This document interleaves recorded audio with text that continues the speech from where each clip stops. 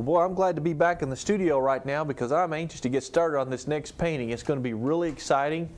And as you see the footage now, I want you to take a good look at this beautiful old log cabin. This is an incredible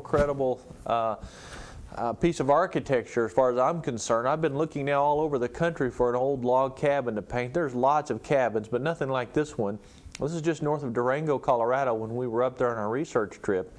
And if you'll notice there, this cabin has got so much character. It's got the beautiful, roof lines. It's got the old logs with the chinked cracks. It's got a real unique brace beam that goes across the front porch there. It's got a beautiful porch with old stone rocks holding up the support posts. It's got beautiful trees and bushes and flowers around it. And it's just a really unique, interesting, and fun painting. This is called Coney Cove. I don't know how it got the name or what it's used for, but there's a little horse ranch up there and like a dude ranch, and this is right outside of it, and it's a beautiful, beautiful thing. Notice how clear this day is. This is a beautiful clear day up in Colorado. The sky is crystal clear, so it's going to be a fun painting to get started on. So let's go ahead now and come to the canvas here. So let's go ahead and make a rough sketch here, and then we'll start. Now in this case, because we're using the water mixable oils, you want to have a good sketch to follow because we don't want to paint over it too much, all right? So let's kind of start here. And by the way, there's an old wooden fence here in front that we may put in, or maybe we might change the kind of fence that it is. But anyway, let's get the sketch. Okay, now I want you to notice something. For those of you that are beginners or just starting, notice the angle of the roof. Angles back this way. Both of these roofs angle back like that. So whenever you're duplicating a photograph of an object that's got perspective to it, always see where these lines are in relation to the top and the bottom of your canvas or whatever else you're working on. Okay, now you see this line, so the next roof line has to be parallel or in line with this one. This one has to be in line with this one. They're actually parallel with each other. So we'll come down here, angle back there. Now this roof is way on down. Just line back here like this. And let's see, this one will be here. And then it goes up here. And then there's this part of this other shed here, roof. I'm going to go ahead and back here. This is part of the shed back here. Now this is going to be sort of our feature. Okay, there's one there, one there. Now there's no line there. It's just simply a porch, as you can see, that's attached to the front of the shed.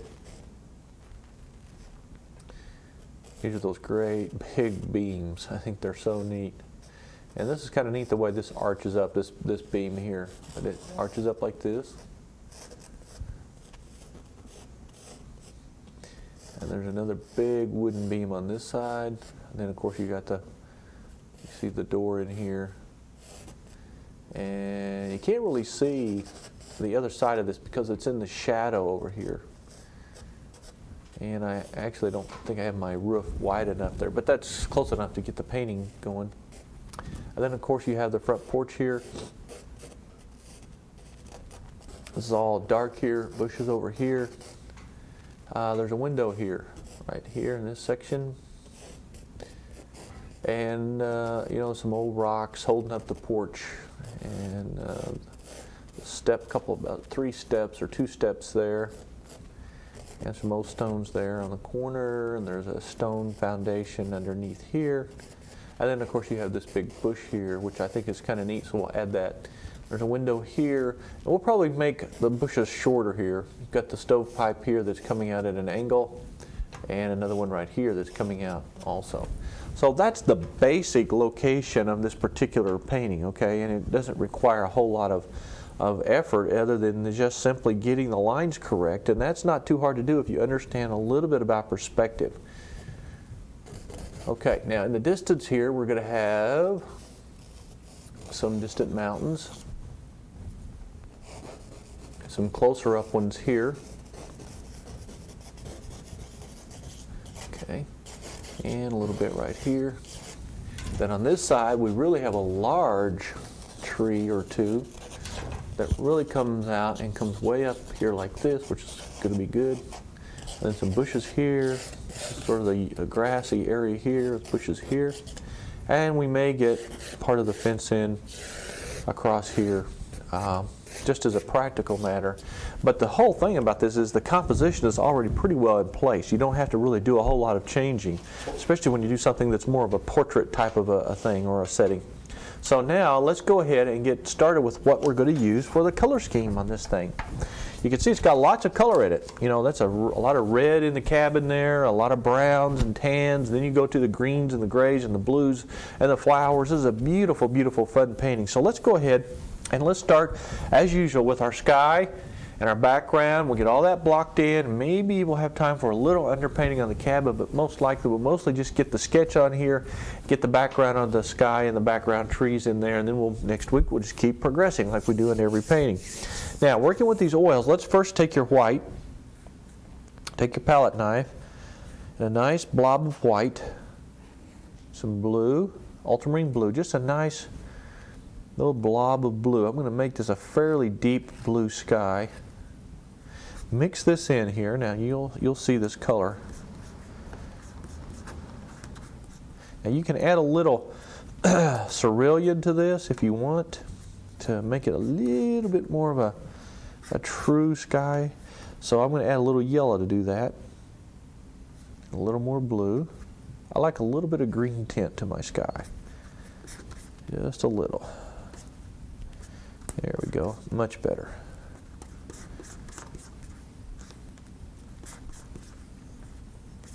Okay, mix this really good.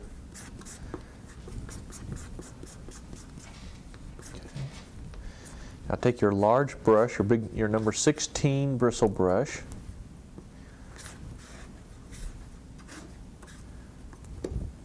This. Okay. Use a little water if you'd like, but dip it straight in here. And let's test our color out here. Almost perfect. In fact, we almost got the same color. Now what I want you to do is start up here using big X's, just kind of blend this sky in. It's a real clear, clean sky, okay? It's soft, but it's clean. Okay, let's just keep blocking this across here. Cover it nicely. Big X's, as usual. This is our blending stroke. Come right down to the edge of your mountain there, your distant mountain. Across here. Now you can see there's a lot of big trees over here. You can still see a little light coming through them, so put a little dab of sky like this. You don't have to go too far with it because you want to keep that kind of open there for your trees. All right, just keep coming down towards the mountain.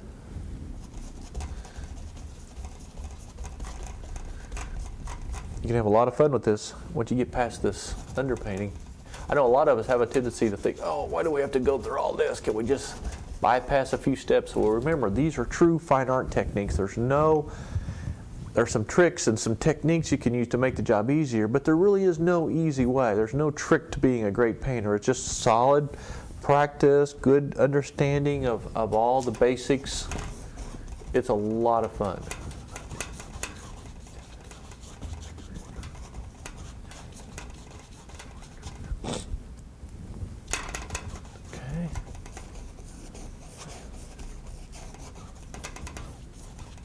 There we go. Now then, after you get that blocked in, we immediately go right into our distant mountain. It's real simple to do. Let me show you how we get that going. We'll switch to a number 6 bristle brush, working in the same pile here. Add a little purple. Whoops. Where's my purple? Here we go. Forgot to put some purple out here. We need a little purple. Our palette today basically is the same palette we use. I can go through it quickly if you'd like. It's the titanium white, the cadmium yellow pale, cadmium orange. We have the Grumbacher red. We have the sap green, the burnt sienna, the burnt umber, the ultramarine blue, and the dioxazine purple. Now take a little purple Let's just go ahead and mix up. You're going to need quite a bit. In fact, if you want to, just use your knife in this case. I don't do a lot of pre-mixing, as you know. I kind of paint as I go, or mix as I go. But take the hooker or the sap green and a little bit of this bluish color. Looks like we're going to need it all. Mix it all together very nicely with the purple, and you see you get a nice grayish distant, almost a perfect green for this. There we go. Yeah, I think we're in business. Very good. Watch out my brush. Now let's start up here at the top.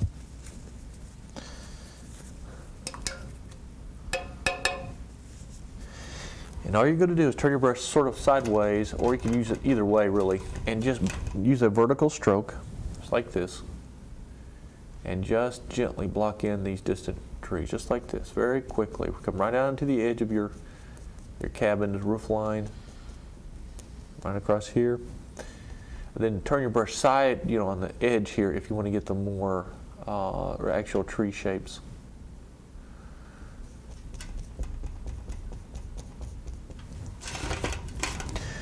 Keep them soft. Okay, now remember our feature here is the cabin, so don't get carried away with a whole lot of pine trees that don't make a lot of sense in the painting. But the key here is to get a nice gentle slope and a movement to the hill back here.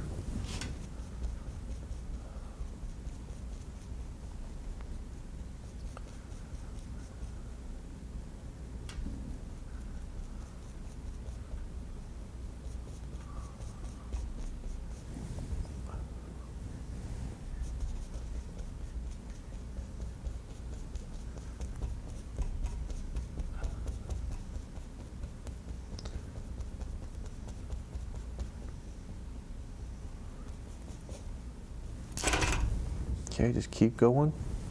Let's turn the brush sideways.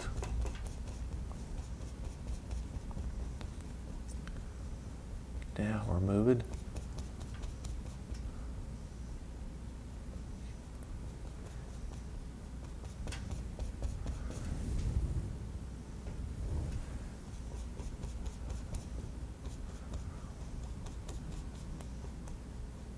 See, just very gently.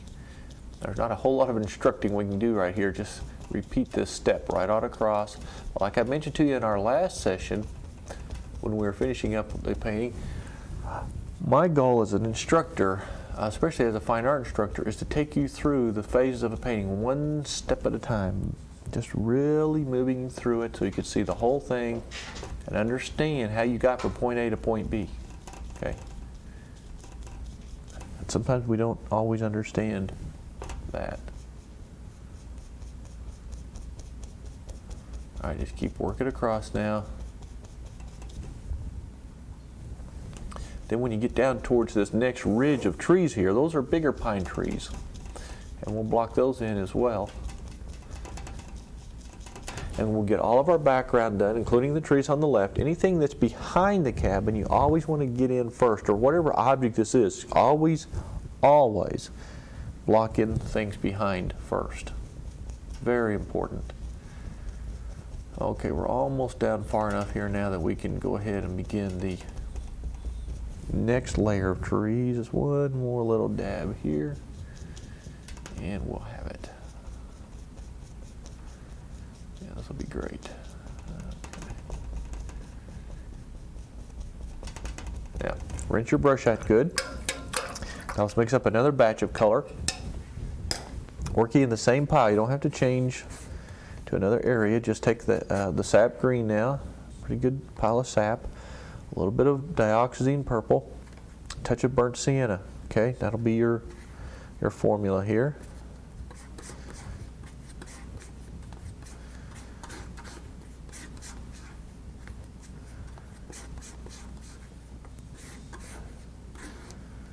Okay, let's take a look at this. Now that's fairly dark, but you want it dark to start with there. Put a little dab up here with my brush. Okay. There we go. Yeah, that's better. Just about right. All right, now what you want to do here is you want to put a couple of your trees that have a little bit more character. In other words, come up like this, all right? And don't be afraid to go ahead and give them an actual shape of a pine tree, okay? Just a little bit like that. Don't make them real detailed, okay? That won't get you anywhere. Just a suggestion of these trees up against this lighter background. Because once again, these are in the distance. They're not that important to us. And if you make them too important, the painting then begins to fall apart on you because you overpower what you're doing. Okay, just keep going here.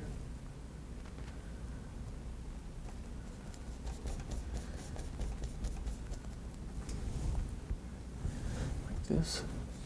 And so you come right down to the edge of your cabin and sort of paint that out, or edge it out here like this. Now, I'm a little more precise when I do these because with the oils, and the wet on wet technique that we're using, you have to be a little bit more careful with what's left to work from here, okay? So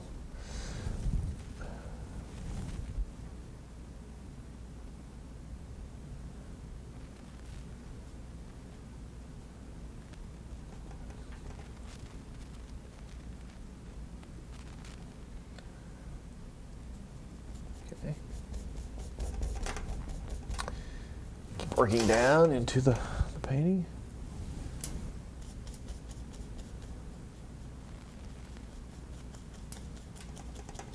Down this way. See, you've got a few that have a nice shape to them, but some are just kind of little smudges. You don't have to get too specific or, too carried away there.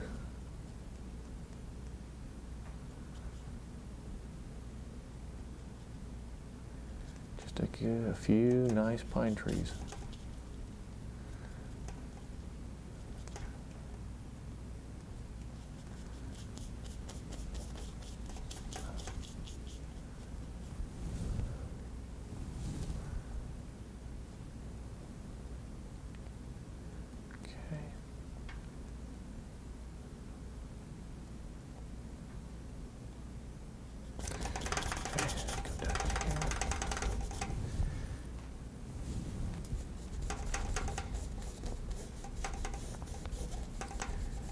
Up and down. Now using just vertical strokes here, go up and down until you finish up blocking in this part.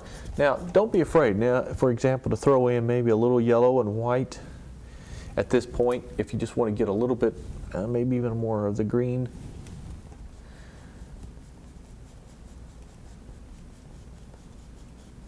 In this case, because you're going to be having some sunlight coming through here, and this gives just a little bit of character. And then it's not all one dark color. Okay, so you can just kind of throw in a little bit here and there.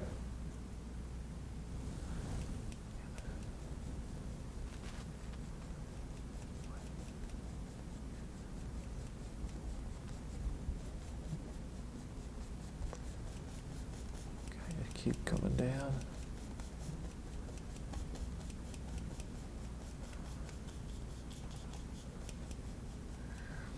And just sort of tying it all together. But see that little bit of green there, it really adds a nice little touch to it. Just a real nice touch.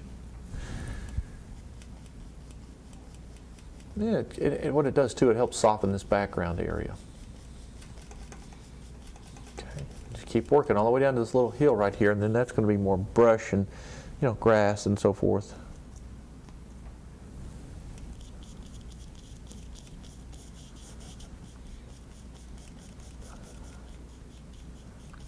Keep working. Yeah, we're doing it. A little bit more right there. I might make this a little darker right here.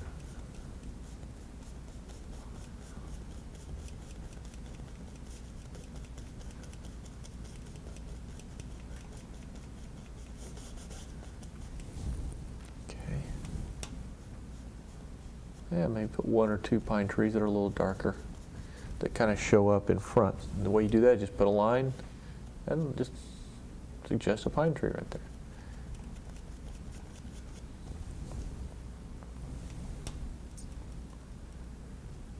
Okay.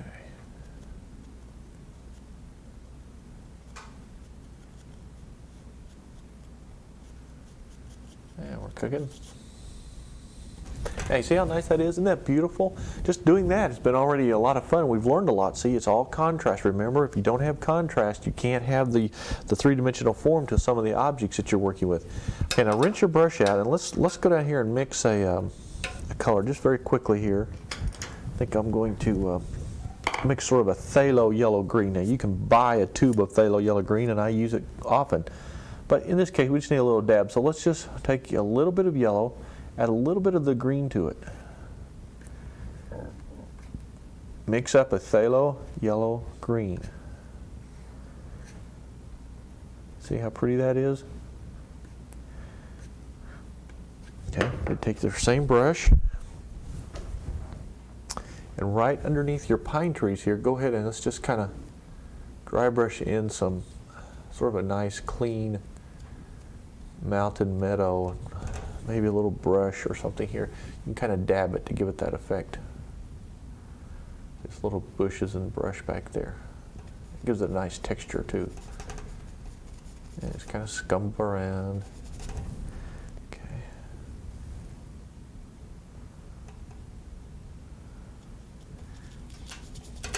Right on down through here. And then as we come in this direction, we'll probably get into some more darker colors, and that will contrast against the cabin. For instance, right now I'll take some of that pine tree color, and I'll probably just go ahead and put some little bushes right here. Now, see what you think about that. That's great.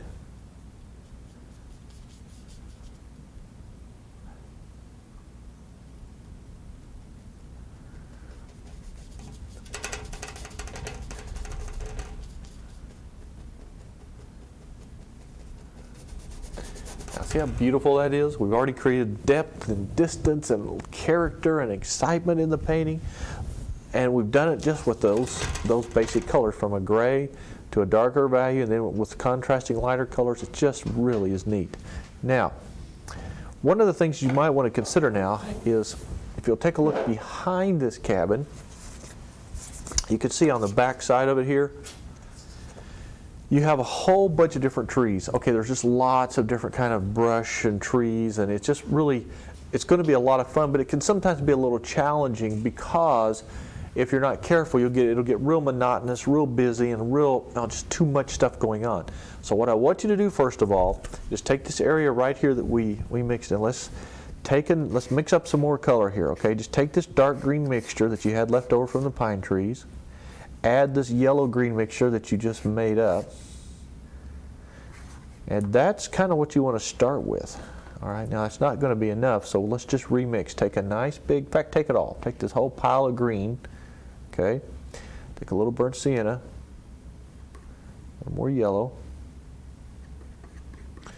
Work all this together here. Probably have to add a little. Let's just mix this and see. It's almost a perfect, true olive green. Okay. Now you see that color right there? It's a nice, rich, deep olive green. And that's what we want to start with. Then you're going to take your number 10 bristle brush. Number 10 bristle brush. Rinse this rascal out. And here's the way you're going to start this. Okay, dip the paint right on the end of your brush. Take it like this, and I want you to just sort of drag it in like this, creating some very different, nice shapes to your background here. Letting some of the sky blend in there. See, it's got to have a good shape, or if it doesn't, it's not going to work.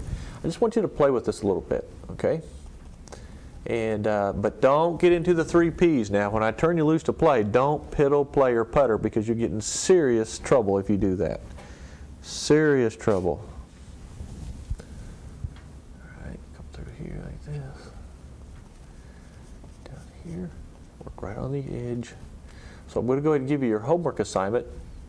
And I've decided, for the most part, that I'm going to start giving you more homework assignments to kind of work on between sessions, because I have found out, even in just teaching, that I travel around and hold seminars, that when you practice a little, something that's really difficult, or a new subject or a new technique, before you ever start your painting, if you would go in and practice it, you'll be a lot better off. Even if you haven't mastered it, you'll just have a better feel for it. You'll be more confident. It's easier to go in and work at it. So what I want you to do is to take this section of the painting between now and our next session and begin the process of just developing your tree. Now, if you want to practice it on another canvas before you do this, hey, go right ahead. But the secret here is to go ahead and at least get some nice shapes, learning how to blend it into the wet background. And remember the use of negative space. That's the space around your objects. Those are the most important parts of the painting. Okay, so just go through, find these, and the next week when we come back, we'll go ahead and finish this section out here, and we'll start beginning to block in the cabin and some of the other things that are going on in here. So it looks like we're going to have to wind it up here today, folks, but I'll tell you, I really do appreciate all the cards and letters that you've been sending us, and it's just a real joy to know that many of you are watching and enjoying the program and learning so much. So please call your local station, let them know how much you enjoyed the program, and that'll keep us all on the air. Well, God bless you, keep painting, stay inspired, and we'll see you again real soon on another Inspiration of Painting. Well, here we are back again at Coney Cove. This is the cabin that we started in our last session up in Colorado, just north of Durango. Now I've got my photograph here. We're going to roll some footage here in a minute and let you see the actual scene as we were there. But now remember last week we stopped. We were working on this area right here behind the cabin, which we're going to continue on today. Finish all the foliage, block in some of the middle ground, and then we'll begin the process of underpainting the cabin. So let's take a look at the footage over here. And once again, I want you to see the clarity of this particular day. Isn't this a beautiful day here? The shadows on the cabin, on the post. You can see all the colors of the grasses, the flowers, the flowering bushes, and that clean, beautiful sky. That's a typical Colorado sky. This is a wonderful place. Now, I want to tell you, not warn you, but I want to tell you about something that's kind of exciting. If you've never painted on location before, I really think you should take an opportunity to do that, because I've taught thousands of students, and over the years, as I finally get them to go out on location and really experience and feel the feels, see the colors, smell the smells, and all those things, you always become a better painter. So when you get a chance, go on location and paint. It'll really, really improve your technique, and it just makes you feel better about what you do. Okay, now let's get back to the painting here.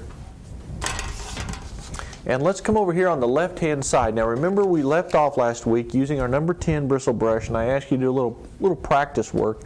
We still have our green mixture here, and if you just tuned in for the first time, this is the sap green with a little bit of yellow. We have a little bit of burnt sienna in it. We have a little bit of purple. We get sort of an olive green, okay? You have to sort of experiment with that color. And I was having you practice using this brush. Now let's put this photograph over here. By just going straight on and learning how to manipulate the brush to create the edges, see, like this, so you can really create these trees. All right, and create nice pockets of space. Well, let's go ahead now and move forward with this. Like I mentioned before, I really like to elaborate on every step, every phase, every brush stroke that goes on in a painting, so that you won't be confused or frustrated, especially if you're a beginner. Okay, especially if you're a beginner.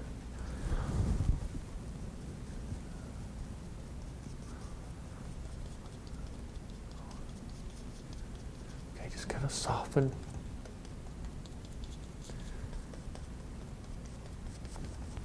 Okay.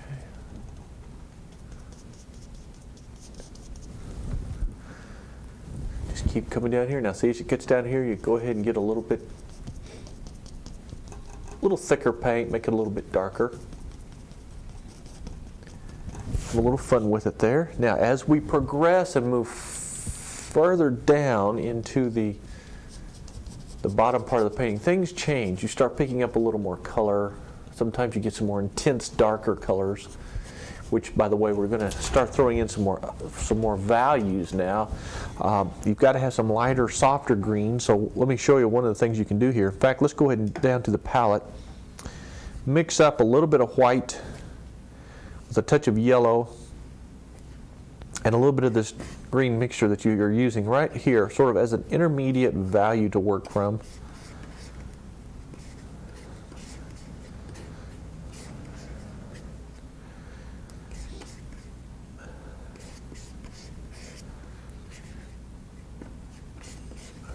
Okay, you see it's a very nice, actually 2 shades of olive here. Okay, we have a very light olive and then we have a dark olive. And I'm going to go ahead and start using some of the lighter olive now and just kind of throwing this in, not so much as a direct sunlit highlight, but more or less as sort of an intermediate shade of light to kind of 3-dimensionalize this just a little bit. Okay, just keep building. And I'm using a straight-on stroke. This gives you a little texture. And you need to wipe your brush occasionally.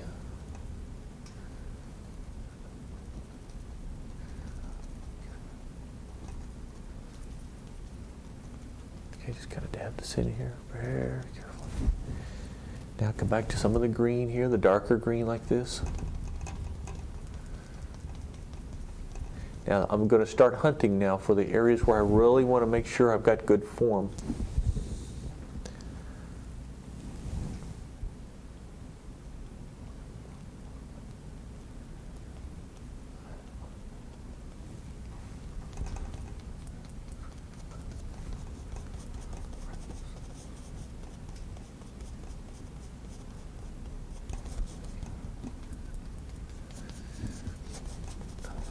Okay, just keep growing as you come forward here. Now I'm going to throw in a little bit more.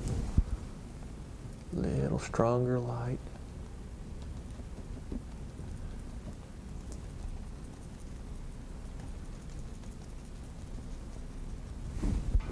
Pick up some more dark over here in this corner. And in just a few minutes after we get the basic underpainting done here, then we're going to start throwing in some more maybe some yellow greens, kind of like we did over here, so we'll kind of balance this out. We may even have some more, maybe some mauves and browns, just a variety of colors. Now I realize, and I know you do too, that the main feature of this painting, of course, is the log cabin. But you can't have the cabin to really work for you effectively if you don't have a good background for it to contrast against, and that's the whole point behind really getting your background really settled in there nicely so that this will all be really well established. And it's not any different than nature actually is. When God created this earth, everything came in first, all of the landscape, and then man started building. And that's the way I build a painting. I always start with my basic landscape, get everything blocked in, and then I start adding the things on top of it. And that's sort of the system I use. It's sort of the way it works best. Okay. Kind of like building a new house. You can't have a house without a good foundation. You just can't. It's absolutely impossible.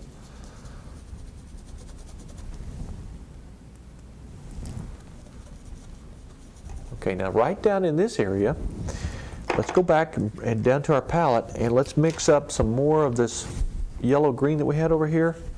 Okay, now remember that was just simply yellow with a little touch of this sap green. I need to get just a tad bit more out here. The sap green's a beautiful color.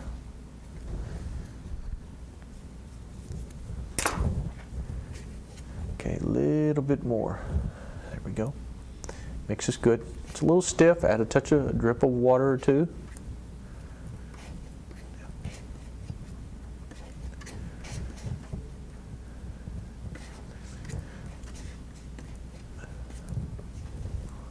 A little bit more. Okay, nice and creamy. Very good. Now, take your same brush. In fact, I think I'll rinse it out here. Wipe out the excess, and then go in here and let's get some nice light green coming through here. Now, it could be that the light's filtering through some trees and coming behind the cabin and hitting some areas here. But if you'll notice in the photograph here, it's very deep, very dark right up underneath here, and the reason for that is because there's a whole lot of brush over here, and that's the shadowed side of the building. So there's a lot of brush and stuff right back in here that's real deep and dark. But as it goes out beyond there, notice it gets much lighter. We're just going to change the color some. We're going to take our artistic license and brighten it by giving it just a little bit more character here. And all I'm going to do is this, just take that yellow green and just sort of go in there and build a little bit more, just brighter color. We're not after sunlit yet, just brighter. That's all you got to do. Very simple.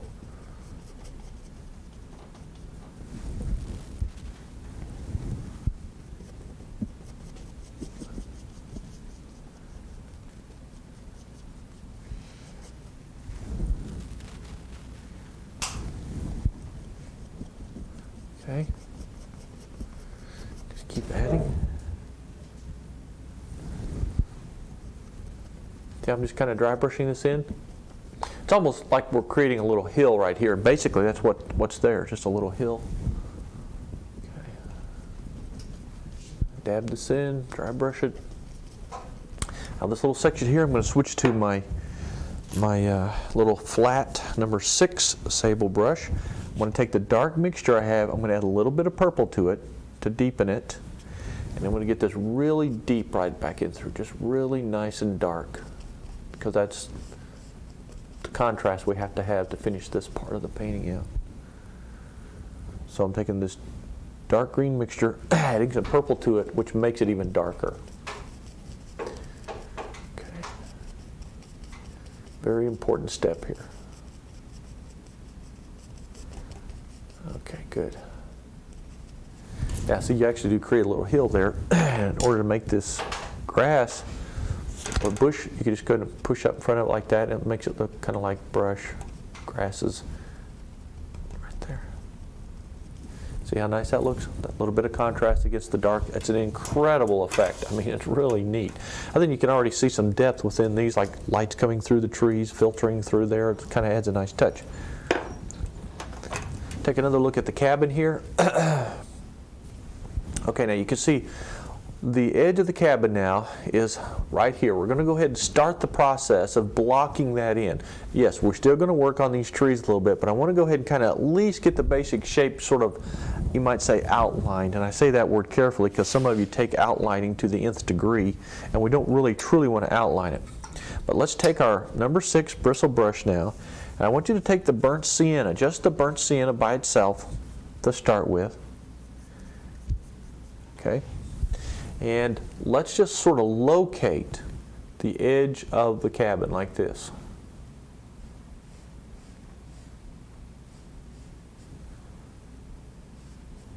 There's that roof line. And of course, here's this roof line. Now this one, you know, this side on the left side hangs way out. Actually, it hangs out further than on the right side. Okay, let's find this one. It's about right there. Okay.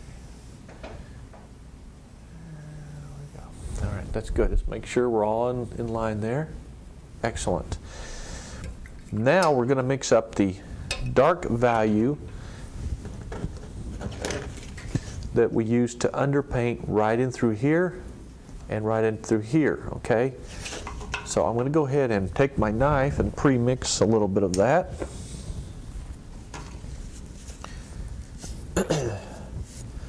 You're going to do that with burnt umber this time. Let's just go right there. A little burnt sienna. Touch of purple, okay? The umber has, of course, burnt umber has green in it. You add a little red to it, that warms it up. You add the purple, and that just sort of gives it that rich shadow color. It helps strengthen the density of the color as well. Now, okay. Now, yes, this does have logs. We're not worried about putting the logs in there yet. We just want to do the underpainting. So if you'll take a look at the footage again here, I want you to take a quick look at. Now my photographs, I'm using a little different angle. Your angle may be a little different there, but you can see now up underneath the eaves there, that's the secret to this, is to get that nice and dark up there. Then we'll have the supports of the rafters coming out and so forth. It'll all fall into place just really very, very nicely. Okay, so let's take our brush now, take this dark mixture, and all I want you to do is just sort of fill this in right up in here. We'll put the highlights and all that stuff in later, but right now just get the shadows in.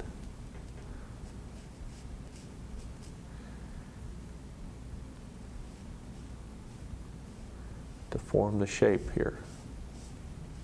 Now we will use our artistic license now. I keep mentioning that to you because I want a lot of you to understand that we do have the right as an artist. It's just automatically born in you to make adjustments according to your own feelings and what you want to do inside. Painting from the heart, not from the head or from what you see, but paint what you feel.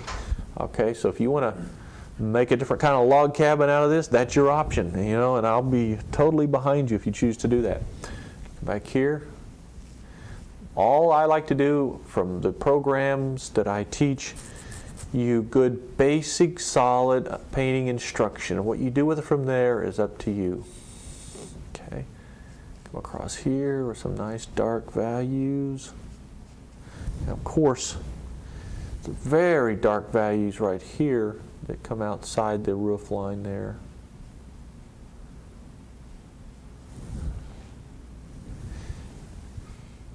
Nice dark values right here that come underneath. And come on down just a little bit further. There we go. Yeah, we're cooking. Yeah, of course someone has painted these posts and the support here in a bluish color. I am going to paint around those. So, you know, wherever this support post is here that goes inside the porch, I'm going to kind of go up and around like this. And that's really dark right underneath there.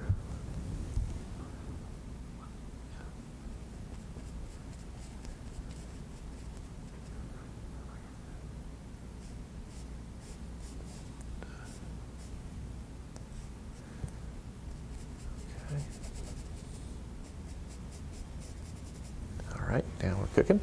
Now where the door is, you might want to go ahead and just block in the door because it's a very dark door. You can see it just like this.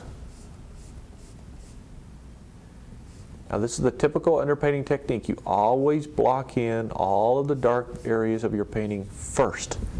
Then you come back and do the rest.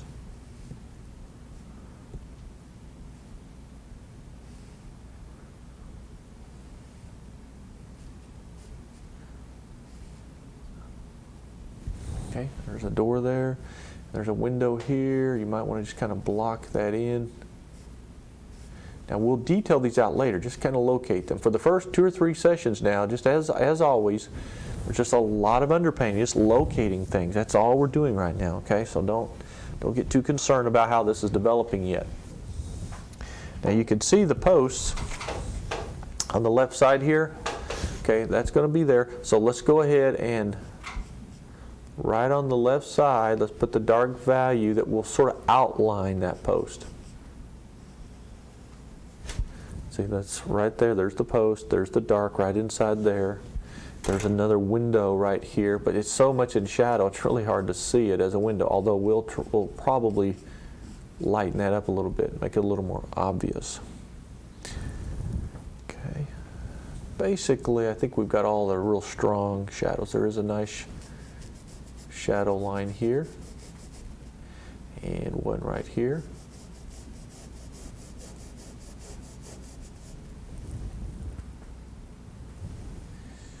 And there's one here. You don't see it in this picture, but it's there. Okay, so those are the basic real deep dark shadow lines that you want to have here.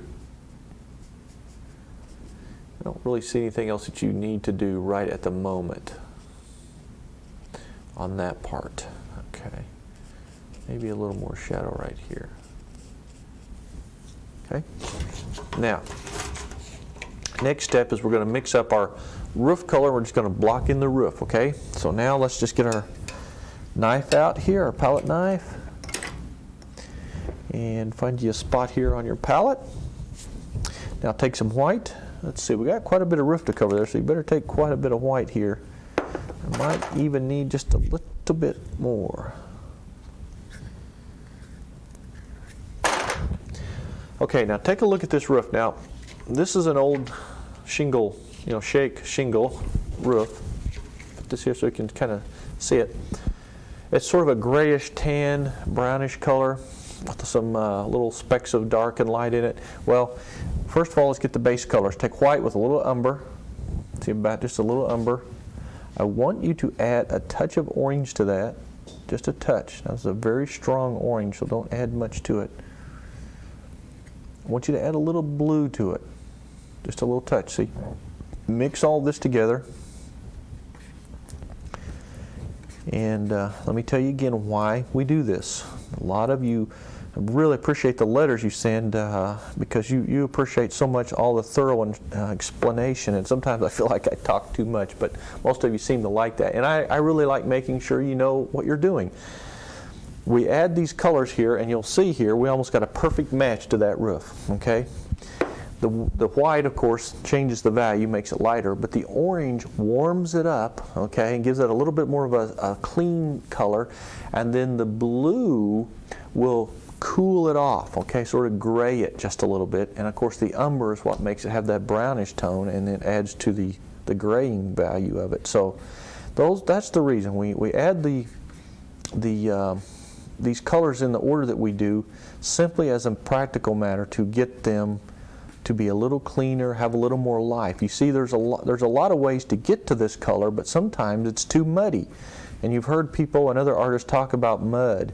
Well, there's such thing as clean mud and there's such thing as dirty mud. Well, this is basically a muddy color, but see, this has life to it, okay? It's not a pure mud like so often you get. Now, after you get your mixture there, so we're nice brownish gray. Simple now. All you do is just take it and you've got your basic roof line using some strokes that are parallel to the actual shape of the roof. Just block this in.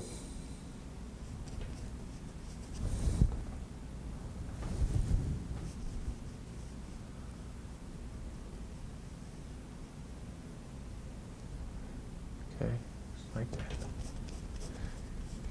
Don't worry about how pretty it is or how clean it is in terms of, you know, how smooth your texture, put the texture on.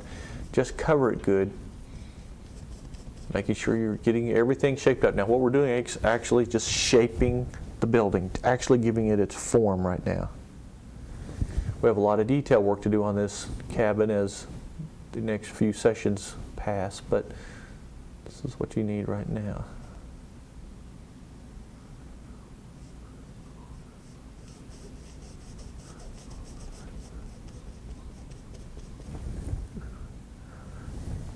Okay, come like this.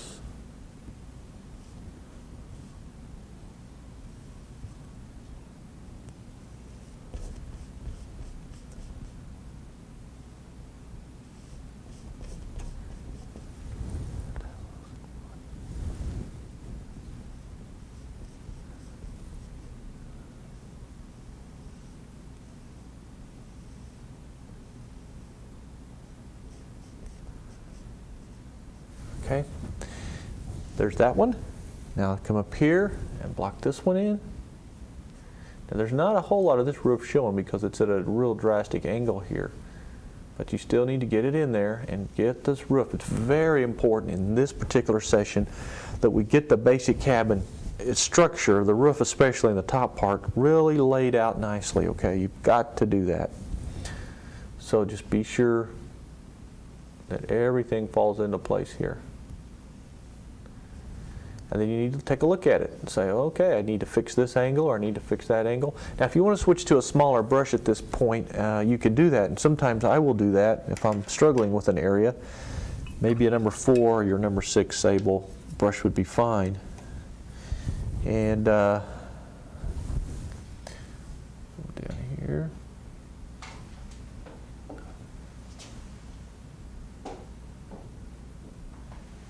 Okay, just kind of clean that up a little bit there. Now let's go over to this roof here. Do the same thing here. Now this one's going to have a little different twist to it because there's going to be a little shadow cast from this roof onto this one. You can't see it in its entirety in this photograph, but I'm going to put it in there and show you how to do it so that you understand. And sometimes we put shadows in more or less for artistic purposes, okay, for what's really pleasing to the eye here.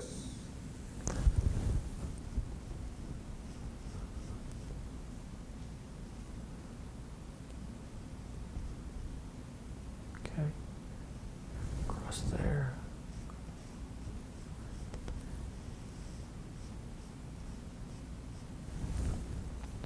Now what I want you to do is take a little dioxazine purple, just a little touch of purple, and I want you to put a little shadow. See, I've left that little white spot there. It's a little bit of a shadow right here. Okay. Purple is your natural shadow color, and there's a little bit of an angled shadow. Now we may have to darken it a little bit, but let's go ahead and block it in like this first. There we go. Now we're cooking.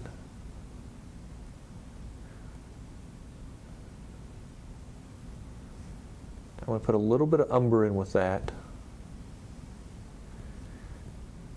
Okay, that'll be the shadow that's being cast from this roof. You put a little touch of your dark mixture, this shadow mixture, into this because you want it to have the same basic makeup in color. It's just a little warmer there. Now see, you got the shadow there. Of course, it needs to be a little squarer and a little straighter because that's, you know, it's going to be casting a fairly straight shadow.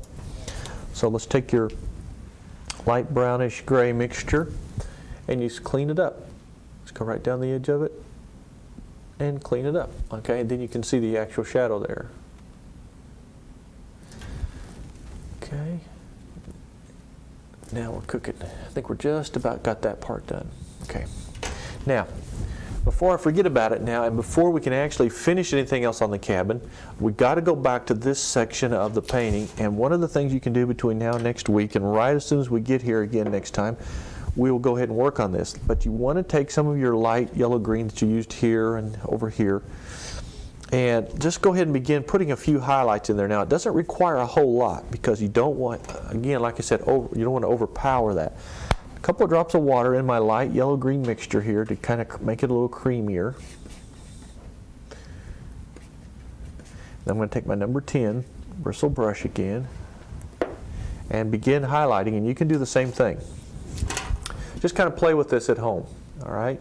See, I'm coming in here just getting some little bit of more three-dimensional form to some of the leaves back in here. Then we'll put some trunks up in there, and then on the last program, we will talk about other ways to highlight and change this if needed to create some more sunlight. But look at this, isn't that beautiful?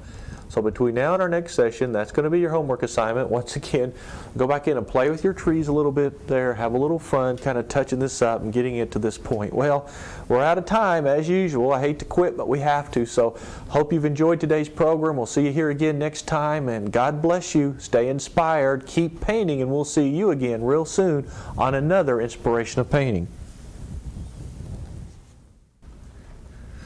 Well, here we are again, back working on our cabin at Coney Cove, just up north of Durango, Colorado, and I'm glad you could join me again. We're going to move a little further along here today.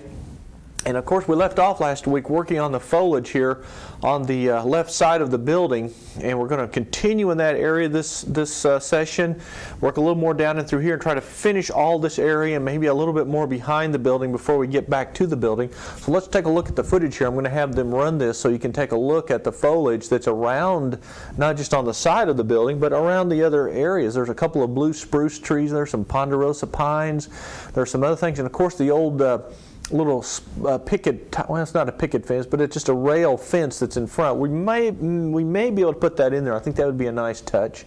But I want you to notice the variety of grays and greens and yellows and tans in the foliage around this building. And you can see some of the tree trunks sticking up through there, which we're going to add also. Anyway, let's come back now to our painting and our photograph. Stick this up here. Now this is the area we're working on, and of course you can't see the whole thing. Let's see if I've got another photograph here that might be a little bit better.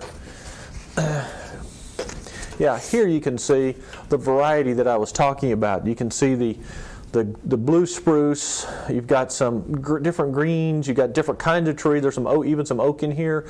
There's some trunks up and through here. You can see all kinds of different variety of trees. And we want to get a little bit of that in there. And we need to finish that this session for sure before we can move on with the cabin. So let's go ahead now. Remember last week we left off using our number 10 bristle brush and dipping straight into the paint here, creating this sort of a yellow-green color. Okay, this is sort of like phthalo. And we're just sort of highlighting the edges of these bushes or these trees.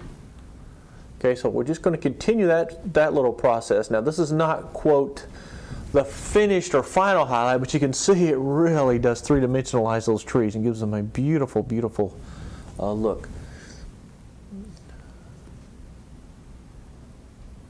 Okay, there we go like that.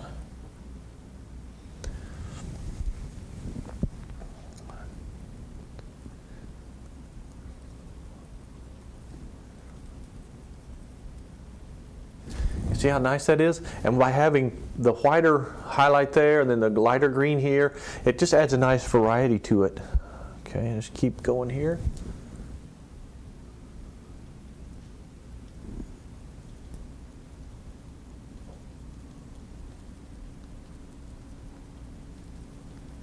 Okay, see that? Now that pretty much kind of ties it together. Let's take our, like a little sable brush, a little round sable, and take a little bit of umber and purple mixture. We already have some down here now. I've saved a lot of these colors from session to session because you're a week between sessions. You may have to remix some of these things, but the umber or the shadow color that we used in here was just the umber and the purple, maybe with a touch of burnt sienna in it to warm it up. But I want to go in here now and I want to get some nice trunks. See, like this, just to kind of three-dimensionalize and finish out this whole clump of trees here. See, that really does a nice job. Now that in itself adds depth to the painting because of the contrast that we've created there.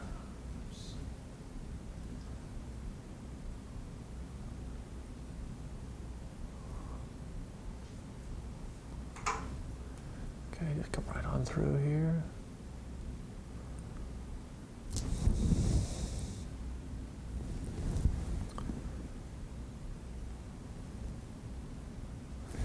Okay, see how neat that is? Be real careful not to overdo it, but you want to get plenty of these trunks in here so that it looks finished. Because once you put the details on the cabin, like I said, it's really hard to go back and add anything else without having to repaint something. I mean, you can do it, you just create some work for yourself, and that's what we want to avoid, is too much work. Okay. Come over here, put some more coming up this direction.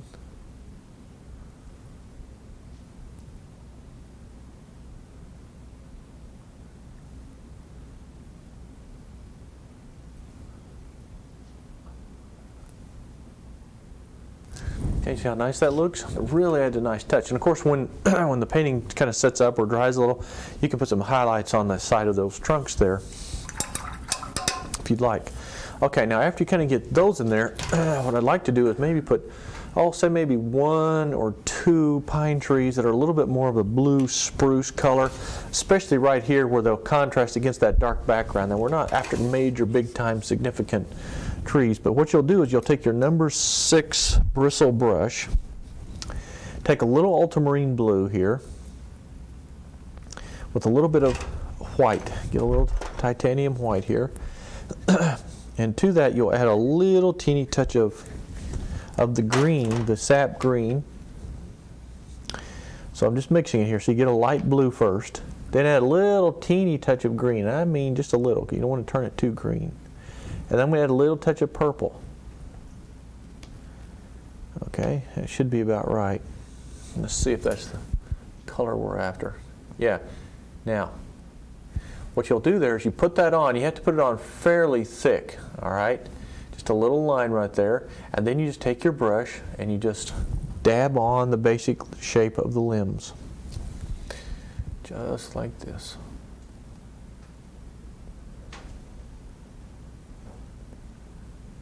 Now, I like just this bluish color because it really is nice in there. It just creates a nice soft touch. I'm going to mix up a little more because I'm going to make one here, I think, a little bit bigger than that. So I'll mix up a pretty good pile. And a touch more green.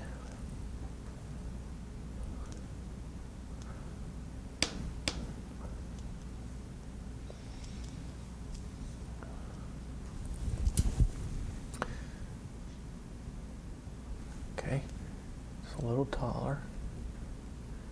The color a little cleaner. Then we'll put another one right here. See how beautiful that stands out against that background? I just love that. I just think that's a great thing to do. And this painting has a lot of learning things in it, just from the foliage and the background and all that stuff. Now see your spruce trees, your blue spruce, the limb structure is more vertical or horizontal. They don't hang down that much. They actually almost tip up in a way. Maybe a third, just a tip of one sticking up right here. Okay, see how nice that is? Okay, let's do a little bit, maybe one right through here. You'll see a little bit of one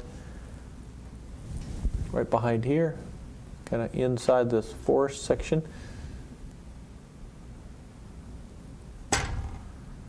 And this adds a little contrast, a little bit of color that's different than what we have, and you know, just sort of helps to just make things look a little bit more interesting. You don't really have to get carried away. Like I said, just kind of gently lay that in there. There you go. Now, that also helps to balance this thing out just a little bit. Okay, you can rinse your brush. I'll take my number 4 round sable now. A little bit of burnt sienna with this dark brown mixture. And you can add some of your roof color to it. I'm going to put a couple of dead pine trees back in here. There are several.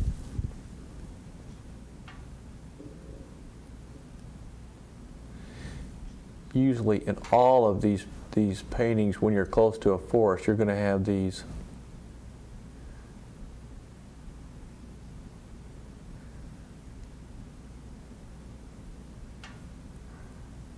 okay, just a few in there, just kind of sticking up, but maybe 1 or 2 more here. Yeah, let's say right here.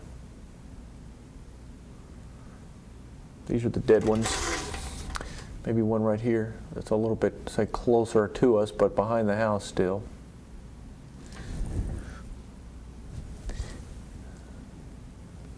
Just put some real quick little sort of broken limbs. Okay, see how that's going there? Maybe one more right here.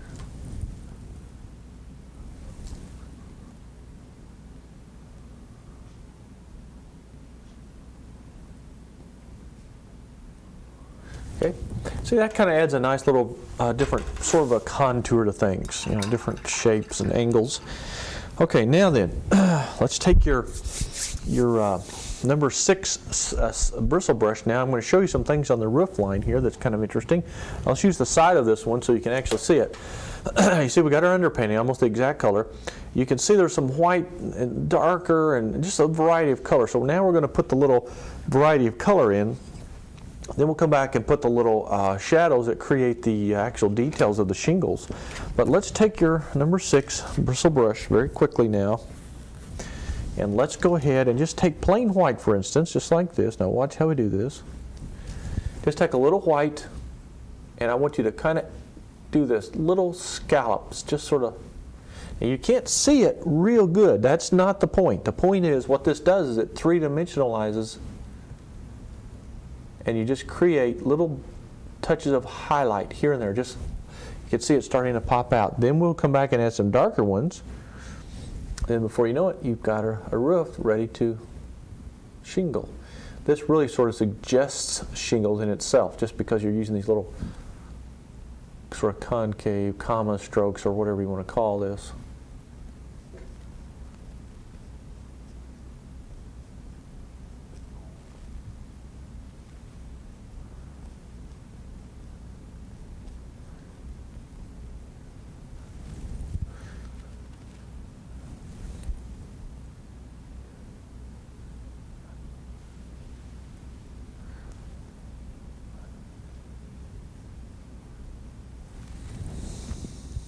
Just keep rolling along here.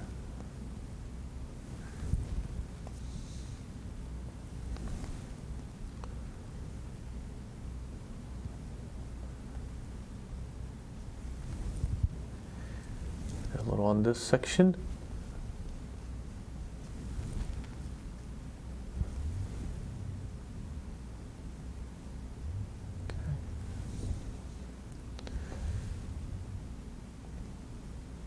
Okay, now so you've got some of the light colors. Now let's come back with a few of the darker ones. And what I'm going to do there, just take this brownish mixture that we use for the underpainting, put this a little bit, see, on the end of your brush, not much. And you can go through, see, like this, and because the background's still wet, you can put a few darker smudges. Now if your background's dry, you want to add a little white to it so it's not so dark. But see, I'm just kind of smudging here and there. It's not a big deal in terms of it being in any correct location. Just here and there to give this a little bit more character. You can even throw some greens. You know, a lot of the old roofs, you know, they would have moss and mold and stuff growing on. I mean, just, you can throw a lot of different colors in there as long as you don't lose the, see, I'm throwing a little of this green in here. As long as you don't lose the basic color of the roof, which is the tan. But I like this little bit of green in there. It kind of adds a nice touch to it. A couple more brown spots over here.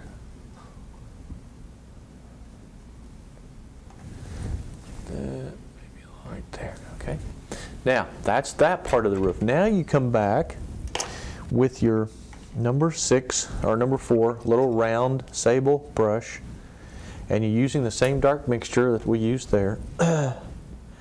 We'll start ad-libbing or adding to the thing here your little shingles. Okay. Now, one of the important things here for you to consider is you can use your dowel rod or your maul stick. I have the steady rest that goes here, and I forgot to stick it on here for this show, but I'll have it on there next time. But anyway, you can use this to kind of steady your hand here. And all I want you to do is just go through and you make little L shapes. So just little L shapes overlapping each other. Sometimes they're thicker than others because, you know, the shingles are lifted up a little bit. Maybe there's little holes or cracks in the roof. But there's one very important thing here I want to tell you. When you put these on there, these little L's, it's very important. In fact, it's critical that you keep the angle. Now, for instance, the downward part of the L has to stay parallel with the roof line. Doesn't matter where you're at out here, it's got to be parallel. Then the horizontal part of the L has to be parallel with the roof line on the top and the bottom. So whenever you put a horizontal line, always be sure that it's parallel. All corresponding lines that you sort of go parallel with each other have to be level with each other. So it doesn't matter if I'm out here in the middle of the roof or if I'm on the edge of it. The angle has to be the same, or your roof will not look like it's all in one piece, or it looks like it's falling apart for sure. But like here, for instance, there's a line right here that sort of separates these two roofs. Well, that line has to be fairly parallel with the top and bottom here.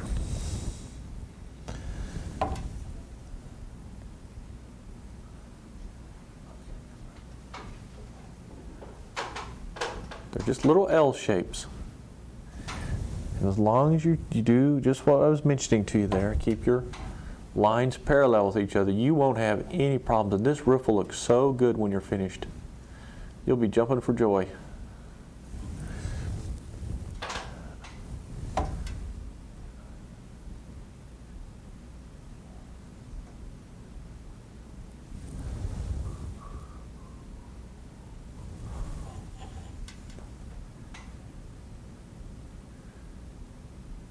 Okay, see these nice lines here? Sometimes I'm just making lines. I'm not always just, doing anything else, just making lines. But boy, it sure does look good. And it's real simple, very simple.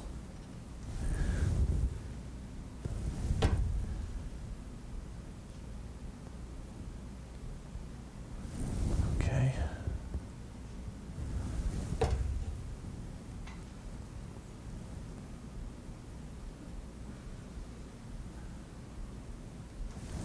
That.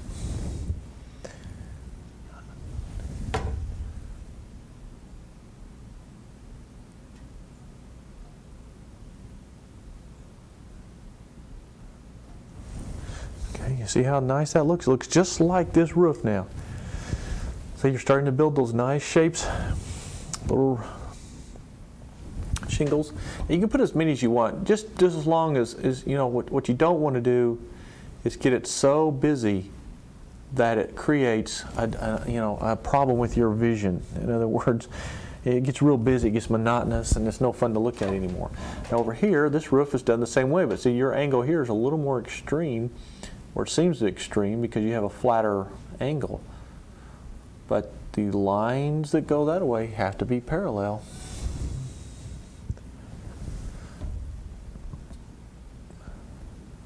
Okay, kind of clean this up here. Little lines there.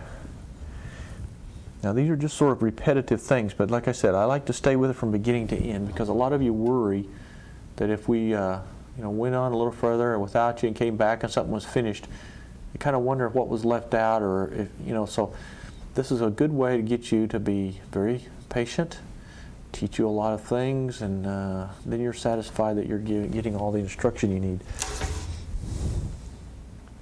Now there's just this section left over here.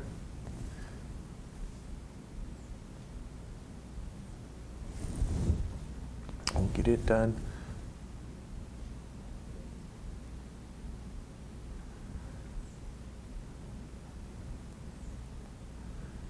Kind of clean up my edge there. You can kind of rough up those edges, kind of make them look a little bit more broken because they are very weathered.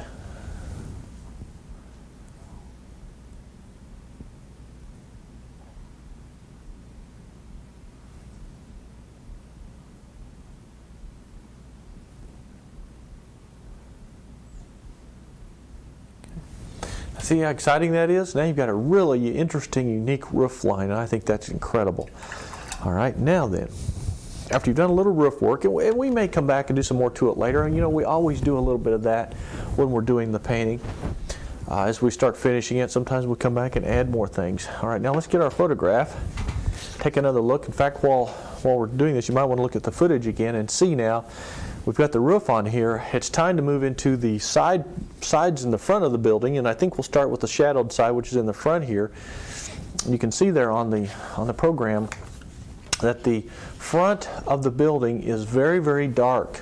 And we're going to lighten it up a little bit just simply because I think a little more light would give us an opportunity to do a little more color or detail work to it. But we'll start first of all, now let's come back up here to the canvas. We'll start first of all right up underneath the eaves here. We'll do this section first and then this section. We'll just kind of work our way from the top down and begin developing the front of the building. Now I want you to paint around your poles and this beam that goes here. This really curved, looks like an ox yoke. And so let's take our number 4 flat now, the number 4 flat sable. I'll rinse that out good. And now you can see some of the logs right in through here. Now all I want you to do is take burnt sienna with a teeny touch of orange and white. And I mean a very tiny touch of orange and white. Burnt sienna with a little touch of orange and white. That's all you need.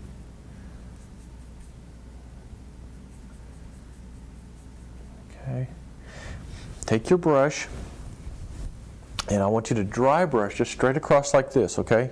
Now remember, this is the front of the building, so these logs are going to lay pretty much flat, parallel with the top and the bottom of the canvas. That has nothing to do with perspective here, okay?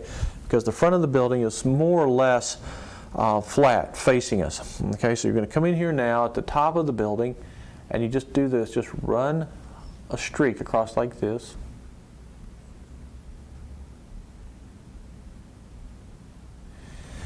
Reload your brush. Now let's make it a little bit brighter. Add a touch more white to it so it shows up a little bit more. See, the white will opaque this and it will really look good. Okay.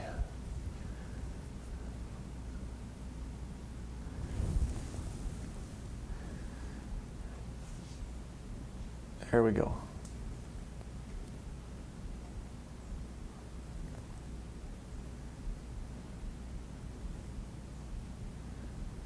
Straight across, very gentle, loose strokes. Now that sort of gives you the suggestion of the, boards, the logs across there. Now also notice that on the roof line here, now we're starting some actual detail work here. You've got the little beams that come out here. Now you're not going to see them all, but if you'll take that same color, add a little more white to it, kind of brighten it up a little bit, you can see, and all you got to do is take and make a little sort of a round circle, especially here, and then right on down the roof line.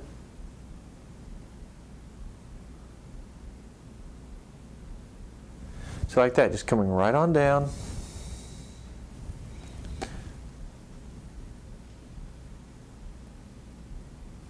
Reload fairly often so that it'll stay clean.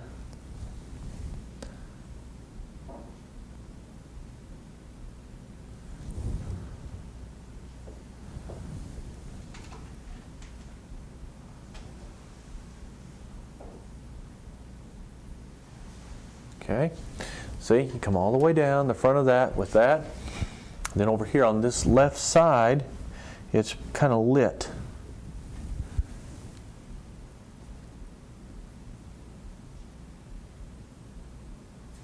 This. Okay, that's the side of it there. And of course, there's a real dark little line right up here on the overhang. Okay, yeah, that's good. Now you kind of blend your logs into the background there. You don't want to have any endings that are real significant because they kind of set back in there. See, this kind of gives you the appearance that they're back there. Now let's take the dark mixture and right on top of the posts, or not the posts, but these beams, there's a nice dark line like this.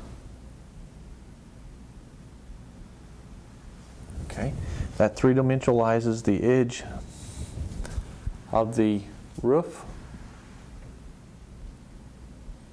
Okay, come right on down. Now then, take a look at that roof. Isn't that looking exciting? That is really exciting. Now take your, it is again one of these things where only an artist can get excited about a line on a roof or a tree or a dead stump or a rock, but that's what excites artists, okay? So people just have to put up with it. Now take this same reddish mixture, a little more white, and let's put a couple of the beams over here. A little bit more white to that so they'll pop out a little more.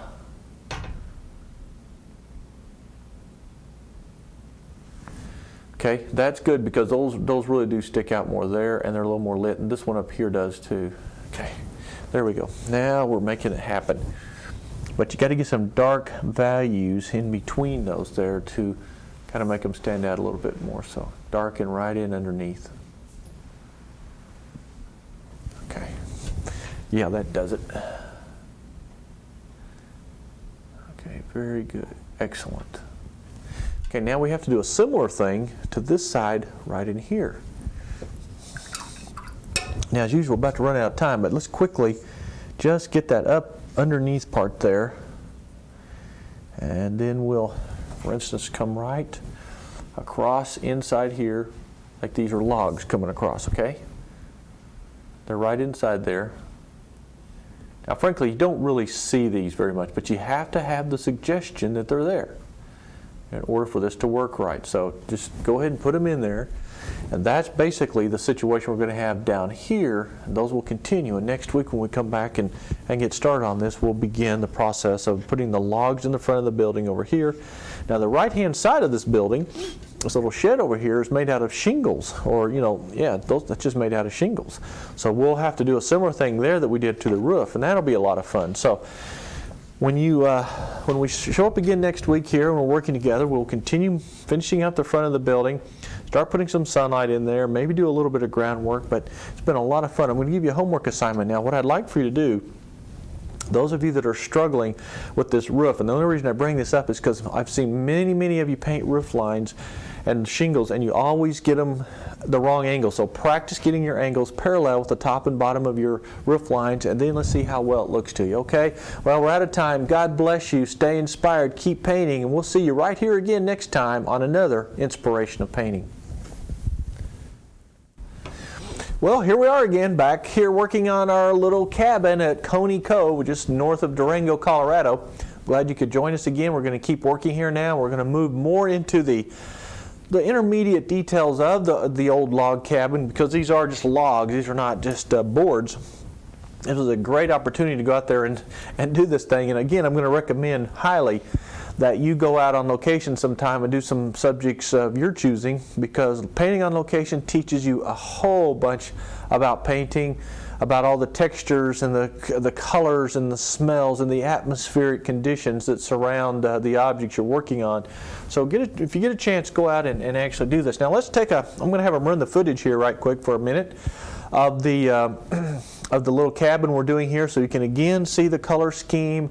You can see kind of where we're headed, as you can see there on the footage. The front of the cabin there has a lot of these big giant logs, and they're very rustic looking. They're sort of a reddish color, and they've been chinked in between the logs. Now, of course, real chinking is done with mud and straw and grass, but this probably has concrete or some kind of substance like that. Now, also, if you'll notice, the posts, these great big posts, they've been painted blue. Now, I've been debating whether or not to keep them blue or not. I think it's cute, but it's not quite as rustic as a traditional log cabin would have been. So we'll cross that bridge when we get to it, probably the next session or two. Anyway, let's come back over to the painting now, and let's take a look at the still photograph.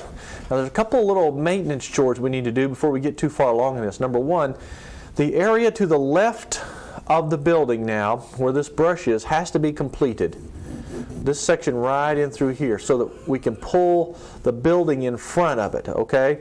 So let's go over here now and get some of the grasses and some of the brush up right in through here, and a little bit of a shadow here, so that we can then start the process of doing the logs on the cabin.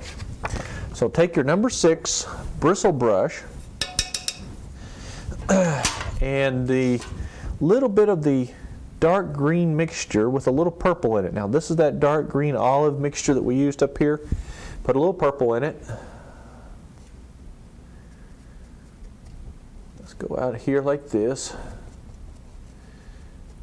And let's put a little shadow right here. Now, this is a very important step. It may seem awful, very, kind of trivial to some of you, but one of the important things is that everything behind your object has to be completed first. For instance, we then have to finish the cabin before we can do the foreground, because it's behind the foreground. So, we can't really do much with this until we get the cabin basically done. Okay, now I'm taking a little bit of this yellow-green. It's got sort of a yellowish, phthalo yellow-green color right through here.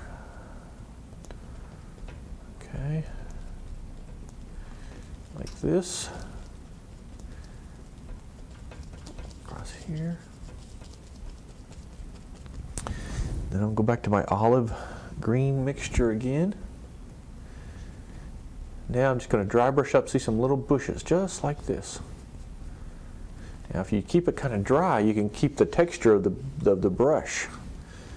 If you get it too fluid with too much water or any kind of medium in there, you're going to be, it's a little harder to get that look that you want. Okay, now this is nice and dark right through here. That's because it's in shadow, so leave it like that. Now the fun begins. We're going to start putting on the logs. Now let's take a look here at the photograph. Here's one that's kind of close up. Now you see how reddish colored the logs are, and in between the logs you have some kind of a mortar substance, and we'll try to put that in there too. But what we're going to do is first mix up a color here.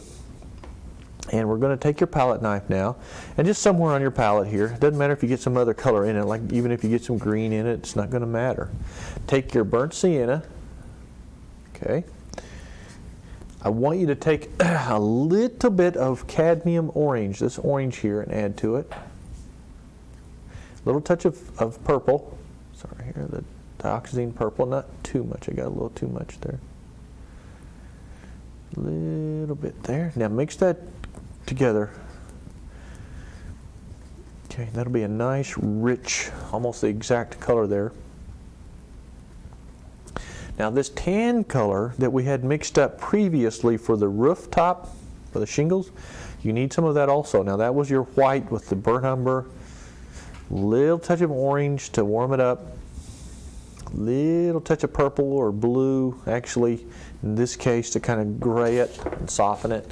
So we'll have a color similar to the roof there, that light grayish tan color, and then we'll start the process of building in the logs. We're going to do that with our number 6 bristle brush again, and you also probably ought to have your little number 4 sable brush handy. Okay, we're going to come across here like this. Okay, just coming across, and so just take the color and just start like this. See, I'm turning my brush sort of sideways. Now, I'm going to recommend that you go paint right over where that post is going to be, okay? Because that way you'll line up and it'll look like the logs are going straight across. It's a little easier. It's real simple to put the post back, but sometimes it's hard to do the other things. Now I want you to leave a little gap between them. See, like that? Now if you have to add a little bit of water to your mixture to make this go across there a little bit easier, don't be afraid to. Now, as we get further down towards the base of the cabin, okay, as we get further down, we're going to lighten the log color by adding some white to it, okay? Just take some white. Okay. Actually, I think we'd be better off adding some of their gray color to it, but so you want the log to be a little bit lighter as it comes down this way. See, it's pretty fat. The logs are pretty fat, that is. Come across here.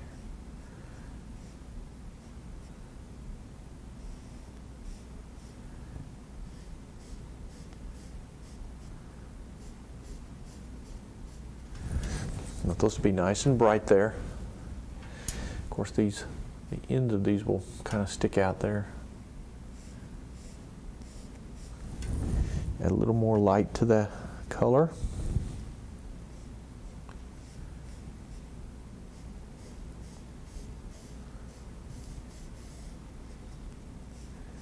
And then you've got this one down here on the bottom.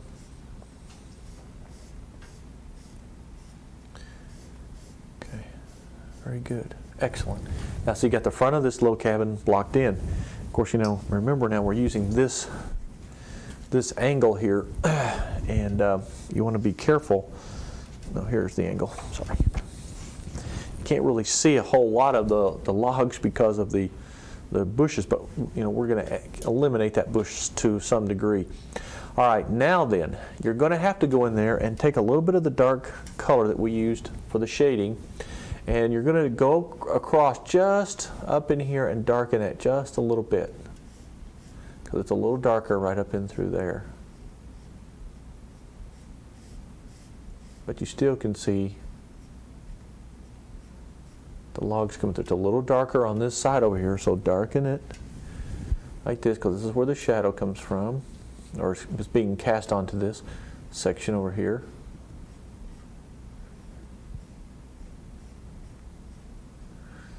You see how I'm doing this? I'm dragging a little darkness out here, leaving sort of an angled shadow. That's what we got right across here. You can see the angle right there.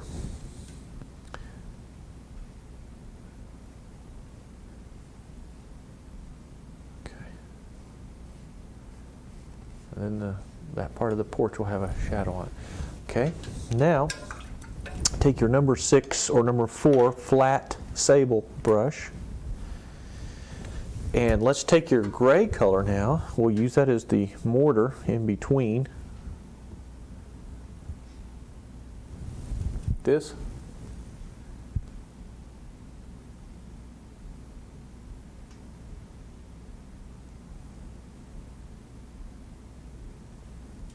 Just sort of put a little bit of mortar in between. Don't get it too much over here because that'll make it too light in the shadowed area.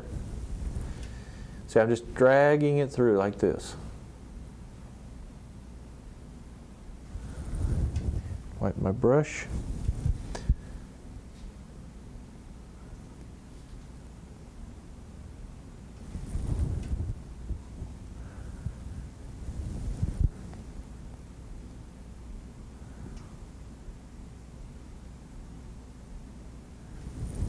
Okay, just keep rolling like this.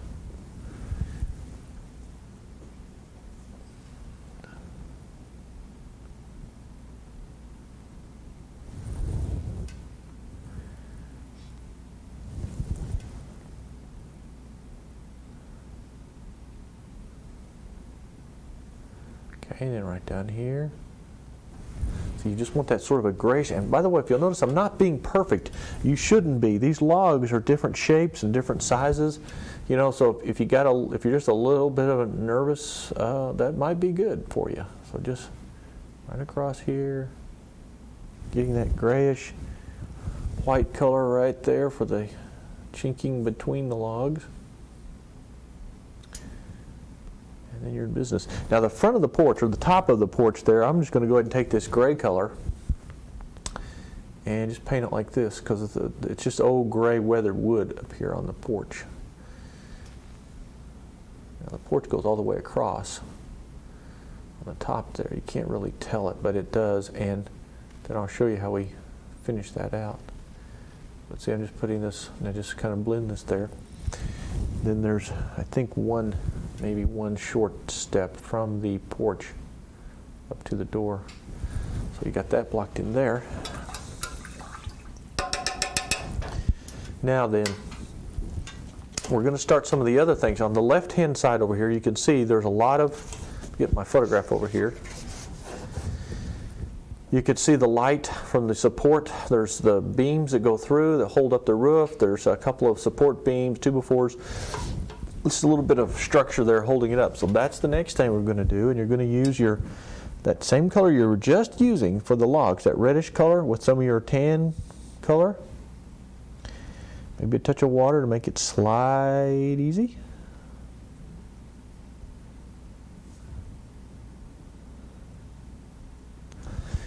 And then come right down the edge like this.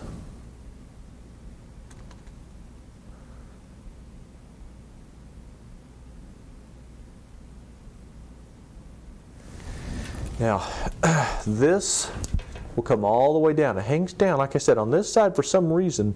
This cabin, you can see here, it hangs way down over here. A lot of times they did that, and I haven't figured out why. I don't know if it's because of the snow, on the certain side where it gets more snow. It's got a different angle. I don't really know. I'm not going to even suggest why, because I just couldn't tell you. But anyway, this side does hang down further, and you can see the actual supports underneath it. Make these little round daubs where the support posts or the beams go through. Okay, now see, that really starts to detail out this thing quite a bit. Now you can go back with your number 4 sable, a little round brush, and put some more stronger highlights on there if you would like. Okay, I'll do this here.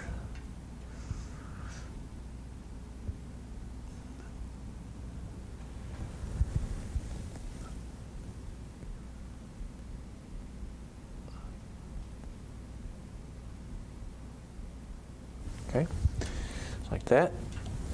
Now you can kind of square up your roof line just a touch. You can do a similar thing on the back side. You know, we made a mistake here. I'm going to have to just tell you I made a mistake. This little beam right in the middle there's got to come out. It's not there. So let's kind of wipe it out. And then take your darker color, your umber mixture, and just paint back over that. I thought that looked a little crowded up there, and then when I looked at my photograph, I realized that there is only 2 supports from there, and that is the way it's set up, like that. Instead of having one in the middle, has one there, as you can see. One there, and then you've got several down this way. So anyway, we corrected it. Now let me take a look up here. All right. Okay, let's let that set for a second. Except for pulling, you can see the little bit of the sun's hitting these as they stick out. Take a little orange and white with a little touch of the burnt sienna. You want a real bright, sort of an orangish color, like this. This goes back into, okay, like that. That's the edge of the posts. Now then, let's do something here that might be a little dangerous. If you still have some of the sky color that we mixed up on the first session, we'll go ahead and block in. I've decided that, yeah, I think I do want to go ahead and paint them in their blue color. I like it. I think it's cute. It was just somebody living there wanted to make it a little bit nicer, a little more colorful. So let's go ahead and put the blue post in there. It's just kind of fun. Plus, it will help tie the painting in with the blue sky. So if you got some of this, if not, remember that's just white with a little bit of blue, a little touch of yellow, and you mix that all together, and you get it's kind of a cerulean color actually. I'm going to put a little more blue in it. Okay, I put a little water in there to get it kind of creamy. Okay, now we streak this thing just straight down like this.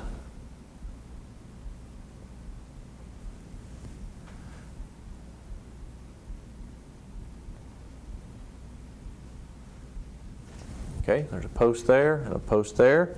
Wipe your brush and hit the one on the right-hand side again, because remember we let some of the background come through there, and this will kind of clean it up a little bit. Now go up there and do this funny looking, whatever this is here.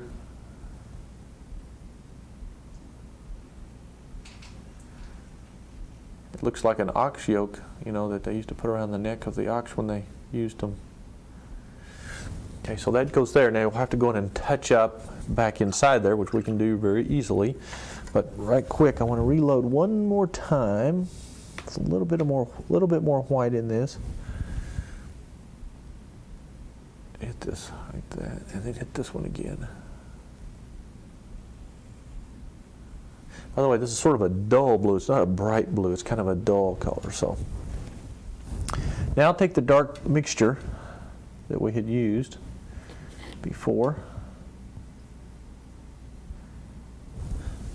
Work back up and around this support post here, or these. I don't know why they did this. It's interesting.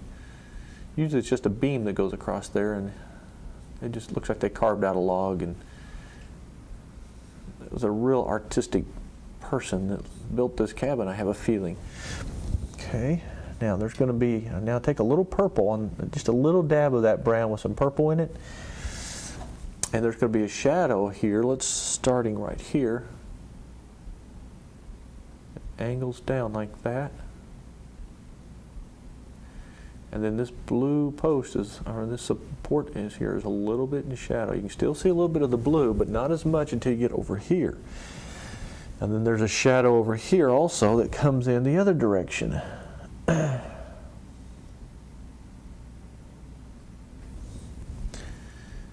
like this. So this is the shadow here.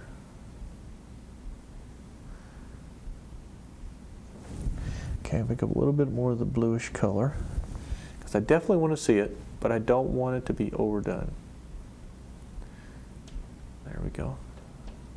Excellent. Okay, great, great. Man, isn't this a fun little painting? I'm really having a good time with this. And I hope you are too. Okay, now after you get the basic post in there, let's go ahead and lighten it a little bit on the side with a little white. And with a little bit of this light blue color, but you need to fatten the posts up a little bit and make them a little brighter. Okay, so there's the sort of the light side. I'm going to slightly blend the two together.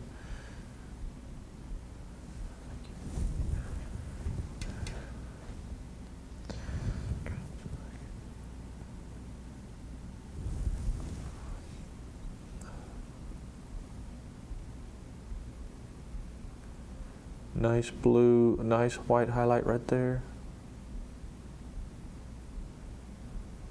Okay, these posts are very fat, so let's get them fat. Don't waste any time trying to make them fat, because just do it. Okay. Kind of blend the two together.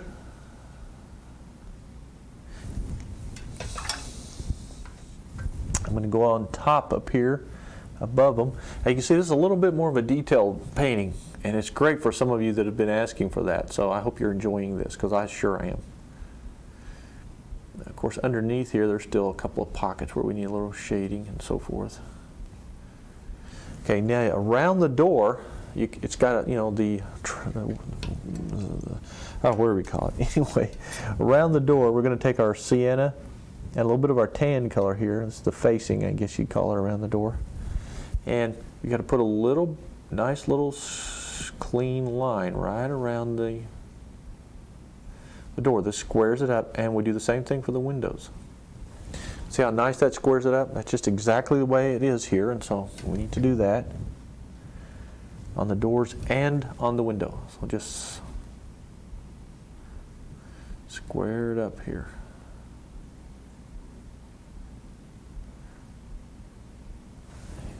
That. Same thing over here.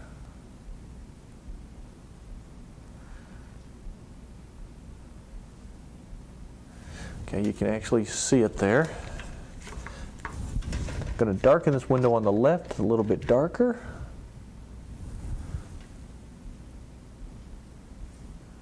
Make sure all of my canvas is covered everywhere.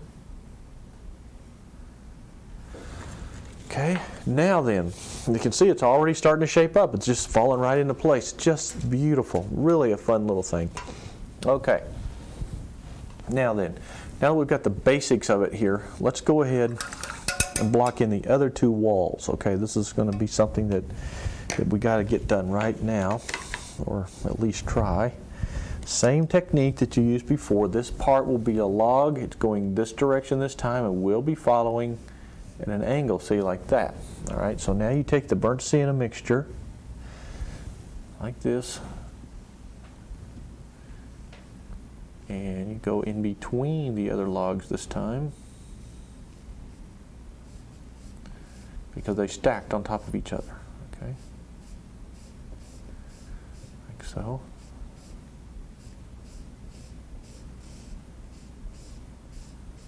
Okay, now that's there, but now please keep in mind the sun is coming in this way, okay? So there's going to be a shadow that comes at an angle from this roof right here. Let's see if I can find one that's not covered with trees so we can see it a little bit. If we can't see it on here, perhaps we'll be able to see it on the on the footage that they'll be running. But from this little building here, there's a shadow. You can see a little bit of it starting right there. It's cast down on here. So we're going to have a little bit of shadow there. Let's block in the light in between, or the chinking. And you can use your number 6 bristle or your little sable brush, whichever one you want to use is fine with me. Let's get the chinking in, like so. Then let's just have a little shadow there, and the way we're going to put that is first is by highlighting the logs. So you take your white with a touch of orange, and you really make these bright, like that. Then reload, white with a touch of orange.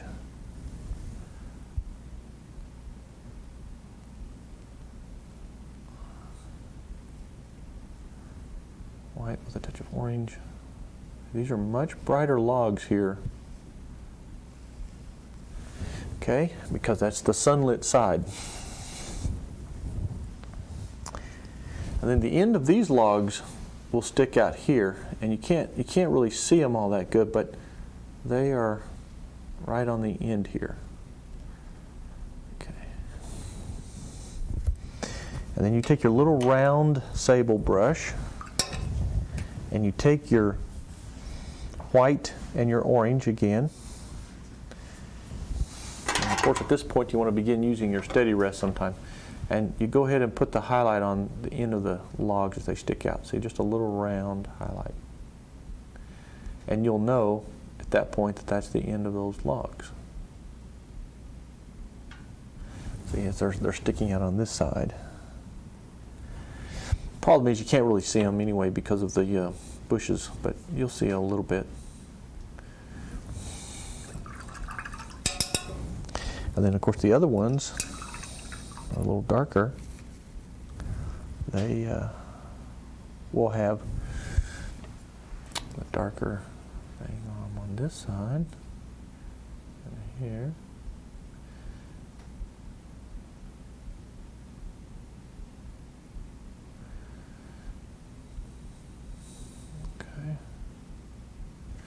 So that way, see, you've got the logs as they overlap each other. Now this shadow underneath here has to be fairly intense, so I'm going to go ahead and darken it using the same brush. And you got to gray or tone down the shadow of the chinking. That shadow comes right across there like that. So see, you can do two things. Actually, take your flatter brush. It's a little easier to use a flat brush. Take the dark brown with a little touch of purple. Okay, and starting right up here in this corner, just kind of smudge it together with a little bit of that color, and it'll darken it. And that'll be your shadow, so you cast along there. Now, as soon as you've done that, okay, that's an important step. Go right up in the corner here, right up in this section, and get this real dark right there, and sharpen up your corner, okay, because there's a little more shadow right up underneath the roof there on that side. Okay, because it's always a little deeper, darker right there where the roof overlaps the corner. So that's what you want there, and then you'll pretty much have that in place. Well, as usual, we're out of time. I'm just going along here. I don't even pay attention.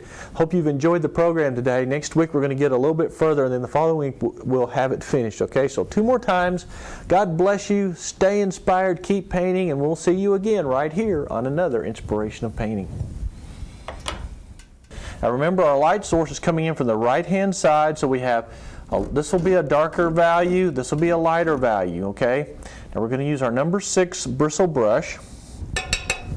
And of course, now I'm going to remind you, and especially for those of you that are just joining us, these are the new water mixable oils that paint just like regular oils, but boy, they just are just so beautiful, and they paint just use water to mix and to thin and to clean up with. Okay, now on this side over here, let's go ahead and use some slatted boards. I think that'll add a nice texture to it. And let's mix up our color. Now, if you already have some of this red color from the logs, just use it. That's burnt sienna, and it's got a little bit of purple in it. Okay, and you can add a little touch of blue or anything in there, but keep it on the red side. But now I'm going to add just a little bit more blue to it to darken it. Okay, we want to darken it, and a little more purple to give it more of a shadow color. So let's mix this together here and get a nice, rich, deep, sort of a brownish color. Okay, so we take that burnt sienna-ish color with blue and purple, make it a lot darker. I'm going to add a little touch of water to my number 6 bristle brush. And we're going to just now use vertical strokes, and I want you to streak in like this. Okay, a little too much water in it, so be careful about that. Okay, here we go. Yeah, just streak it up and down like this. Then I'll show you how to make it look more like boards in a minute.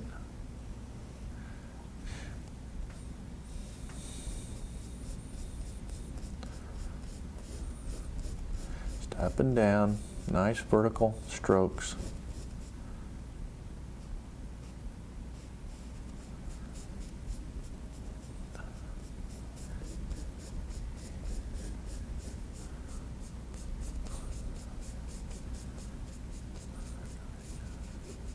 Okay, now that's the left side, which is in shadow, and of course it's very attractive like that. Now take a little more purple, just plain purple on your brush, and right here where it joins on now, it's going to be in shadow. It's a much deeper shadow right there. And then of course you've got this shadow here. Okay. A little deeper up here.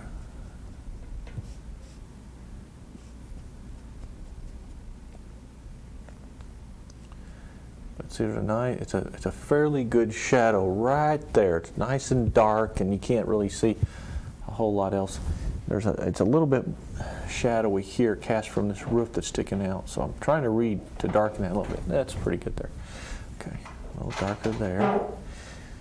Now, to this, I want you to take just a little bit of this gray mixture that we used on the roof and on the chinking between the logs, and just gently, like this. See how I'm doing this? Now, don't overdo this, whatever you do. But just go up and down like this, creating more of a board-like effect. Okay, see, that creates more of a board-like effect.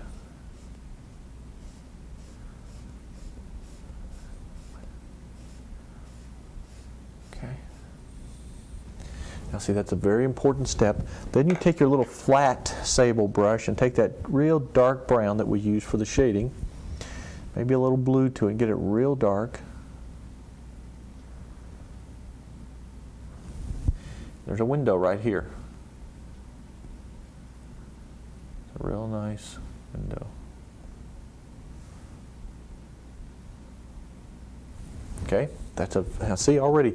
See, just by adding this little section, it three-dimensionalizes your cabin. You can see both sides of it now. Now, on the very right-hand side, we need a color very similar to what we use for the logs. So rinse your brush out. Go back to the number 6 bristle. Take your burnt sienna, which I need to get out here. Okay. Take burnt sienna, and I want you to take this gray, this brownish gray, and mix that in with it. See there? Makes a real nice light grayish brown. Reddish brown, but it's nice and light, kind of sunshine looking. Mix it in real good. I'll put a little bit of water in there. And then you streak the front of it, see, and it's lighter, so it's got more of a sunlit effect. And so it goes down like this, the vertical strokes just up and down.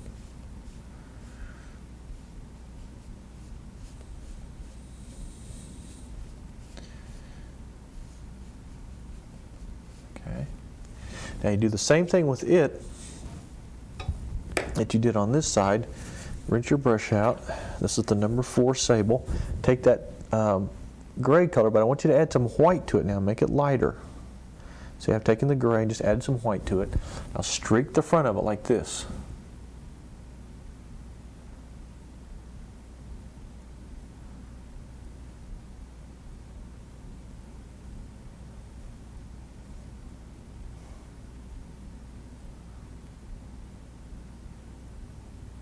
Okay, now that looks like old wood, just old rough wood. It's very, very neat. Now on this little section right here, it's very, very dark right up in here. We need to get some real deep dark color. So take your blue, your brown, maybe a touch of purple.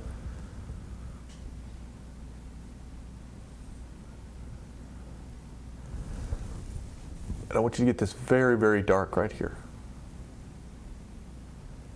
because it's in shadow, very deep shadow, in fact.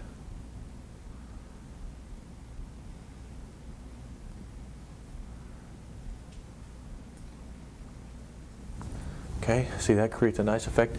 Then right on the corner of the roof right there, if you'll take a little bit of purple with whatever mud's on your brush, there's going to be a little shadow cast right along this edge right here.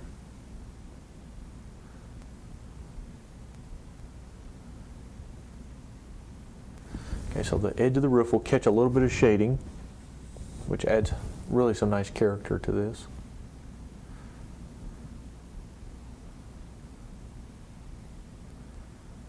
Okay, very good, excellent. Now it's starting to shape up. Now I'm going to take a little white, just plain white. Well, I got this. I'm going to hit the side of this post again right here. Just a quick stroke there, and one right there. Kind of brighten those up just a tad. And underneath those posts, just because the light bounces, you're going to have a little highlight underneath. And then up like that. Underneath there. Okay, so that kind of brings it out just a little bit. Now there is a door on here, a screen door, and I'm going to suggest you just take a little bit of white that's in your brush, just kind of muddle. And I call this muddling. Just kind of muddle some of this light right in through here.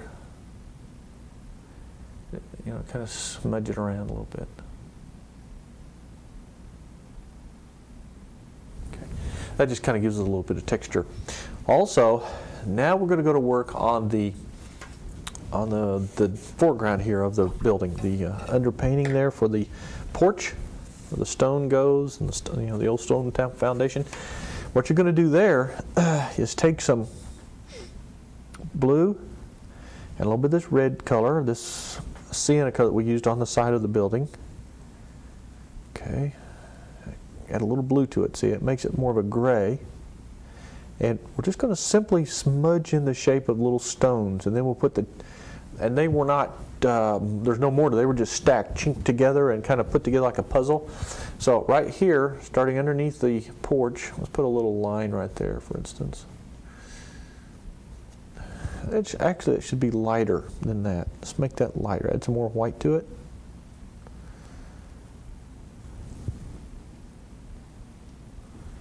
And all you're going to do is just kind of smudge it in. I'll show you how we're going to make rocks out of it in just a second. Same thing right here.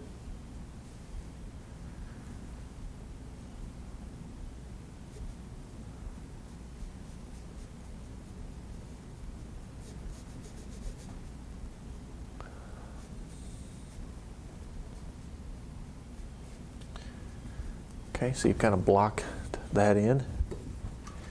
Now right underneath the porch,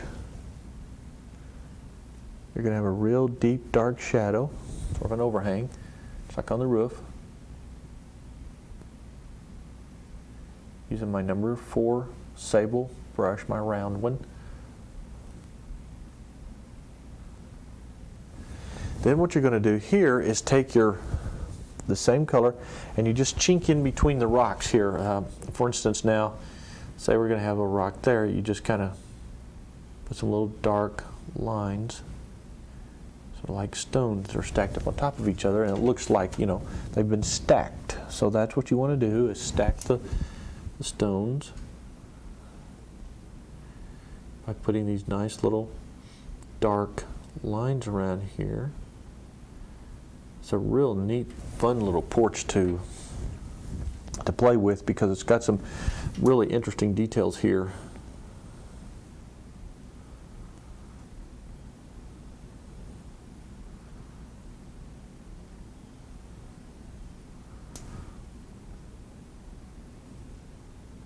Okay, now there's a nice, deep, dark shadow that runs clear across underneath the porch right here,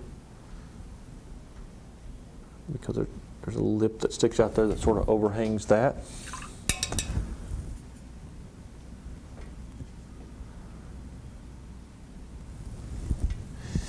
Get back over here now and get back to our rock work. Now see, these rocks, some of them are kind of flat. They're not great big round rocks because of course they couldn't stack them then. So I'll keep these a little bit flatter than normal.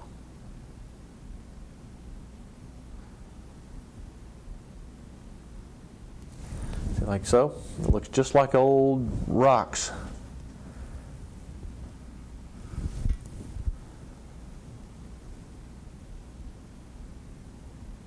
Okay, just keep stacking.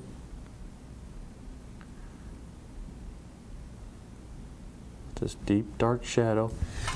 And it really looks good. Then I'll show you how to put some highlights on them to make them really pop out. Okay, come all the way back into here. Yeah, just keep in mind as we go further back, all this has brush and stuff, okay, and that's going to really kind of hide most of that. But you do want to see it here, here, and then of course over here, you're going to see it. So get some on this left-hand side. Nice little rocks stacked on top of each other there to hold it up. Okay, there you go. Now you got that. Now rinse your brush out real good. And I like to use my flat sable brush because I can just do this next step with just one stroke. What I'm going to do is take my light gray color and some more white, just some more white, make it a little lighter and a little brighter, and just a little touch of highlight, just a smudge like this.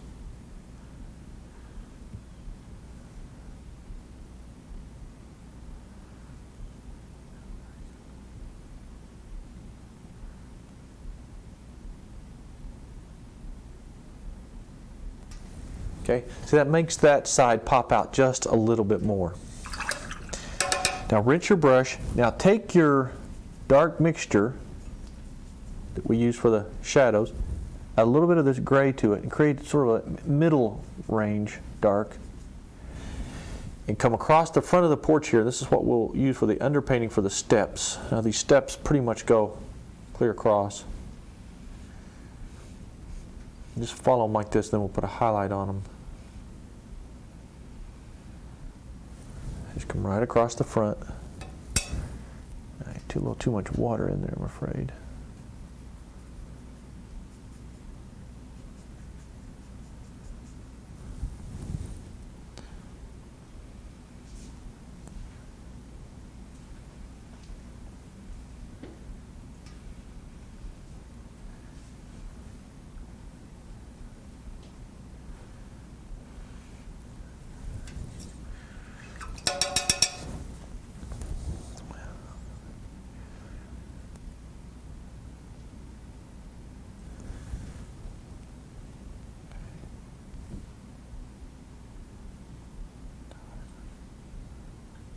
Okay, now on this end right there, there's more rocks that kind of hold up part of the porch. Now if you'll take your gray color and a little white now, and just burn some streaks, just like this, across the top of the porch first. So it's kind of light. Then across the porch like this. Okay. Then reload, do that again. So, and then maybe one more there. And of course there's probably some brush and grass and stuff up around there. But that's sort of how you get the old porch laid out in there. But I'm going to make it a little brighter than that. I'm going to switch to my little number 4 sable round brush. We'll take the white, just the white, and a little touch of orange. Okay, get a real clean color. And I want you to highlight on top of the porch. I want a nice bright highlight. See, like so.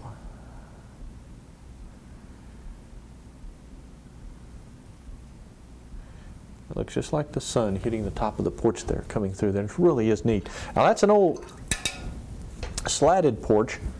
So if you'll take a little bit of the dark color and you put some little thin lines, vertical, in the front like this, it will look like slats, the end of the board sticking out there. And that kind of adds a nice little touch to this.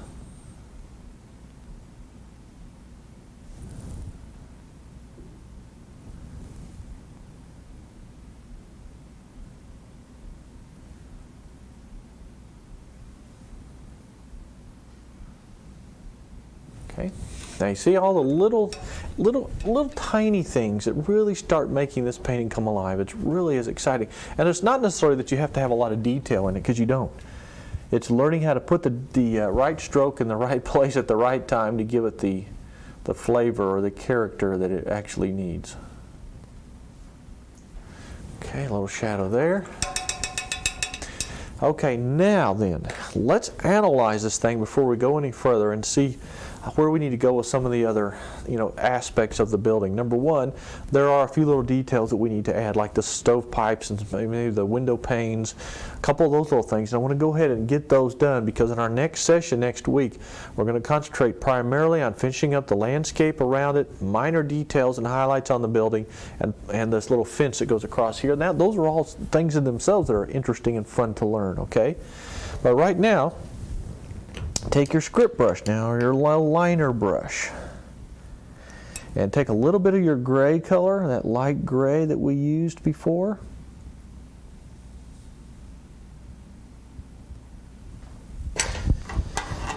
Okay, now let's put in the window panes. Okay, and I don't really care how you do this. Just there's like a line right down the middle, and there's maybe a line this way for one set of panes, and then another set that way.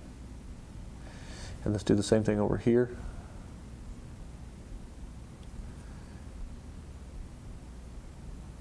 Okay, so you've got the window panes, and then if you want to just kind of, there's a door here, and I think it's got a little window right in the middle. You can kind of outline that maybe. Just a quick little suggestion of things is really nice. Outline the door a little bit more. There's a little highlight right there. Now there's a little spot there I see we got to fix. Taking my little number 4 sable brush, adding a little purple and a little this dark brown. We got to finish the shadow that comes across here underneath. Now that needs to be darker. Going to darken the little chink in the cracks there because you can't see that because it is in shadow. So just go over that a couple times. And so your shadow goes at an angle like this. Okay, so we got to go ahead and put the angle in and just sort of paint over everything and darken it. Okay, now you can see the angle that way. And it works real good because one of the things it does is it gives a little more character to the painting. So we have the shadow now. Of course, you want to go back and re-establish the shape of things so that it doesn't look like you just painted over it, but you just wanted to darken that. Okay, which, very good. Okay, nice. Very nice. Yeah, it's a good idea. I catch myself complimenting myself once in a while when I'm happy about something I did. Very rarely do you ever get a painting that you really love. I mean, painting is just that way. That's the nature of it. But once in a while, you'll do a stroke. Maybe it's just one single stroke or something that really is outstanding, and you're happy about that. Now, right up underneath here, I want to get this real dark here so that our beam will pop out a little bit. So let's take the blue, the umber, and a little purple, get a real deep dark color. Very deep and very dark.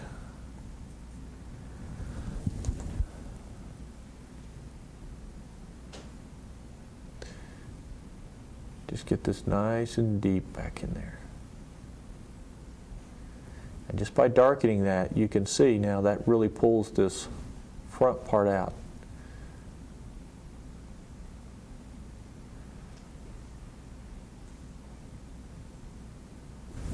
Yes, that's just it. That's good.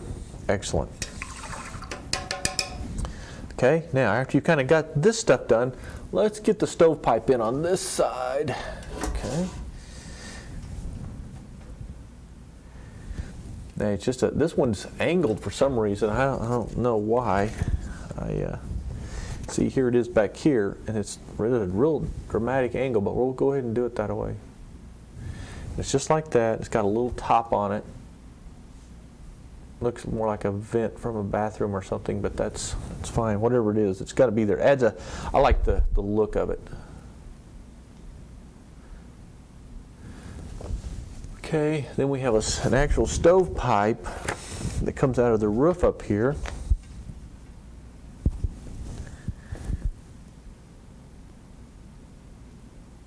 And it's a little bit fatter. And it kind of fits right onto the roof like that. It has a little bit of almost like a cone shape on the top of it, like this.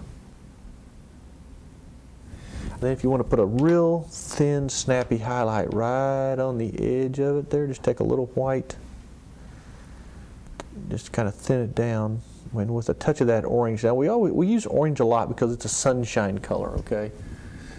Put a real thin little edge right there, and maybe a little on the top. Now that would be a good shadow. Then let's put a shadow on the roof by taking a little bit of purple. I hope those of you who enjoyed this kind of detail work and a little bit tighter painting are having a good time with this, because this is really kind of fun to go through all these steps. Now see, there's a little shadow right there cast from the stovepipe. Okay, so that's an important part of the painting. It really creates a nice effect. There'll be one here too. Okay, so that does some neat things for you. Now I'm going to have some fun with this too. I'm all in favor of having a good time. Maybe it's getting evening and in this part of the building, maybe this is the kitchen or a little bit of a workroom or something. What if you just took some pure orange here, just pure orange, with your number 4 sable brush, and just blocked in like a light on in the window. Okay, let's do that. Wipe your brush every single time so that the paint stays fresh.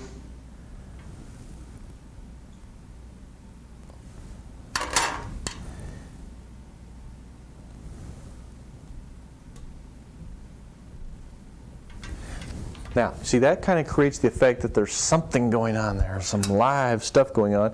You can take your little number 4 round sable, and you can go ahead and edge it if you want to.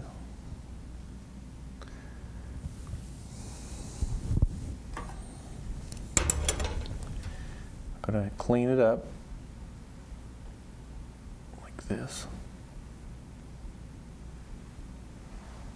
So you just sort of square it up a little bit. That's all basically. That's kind of fun to do.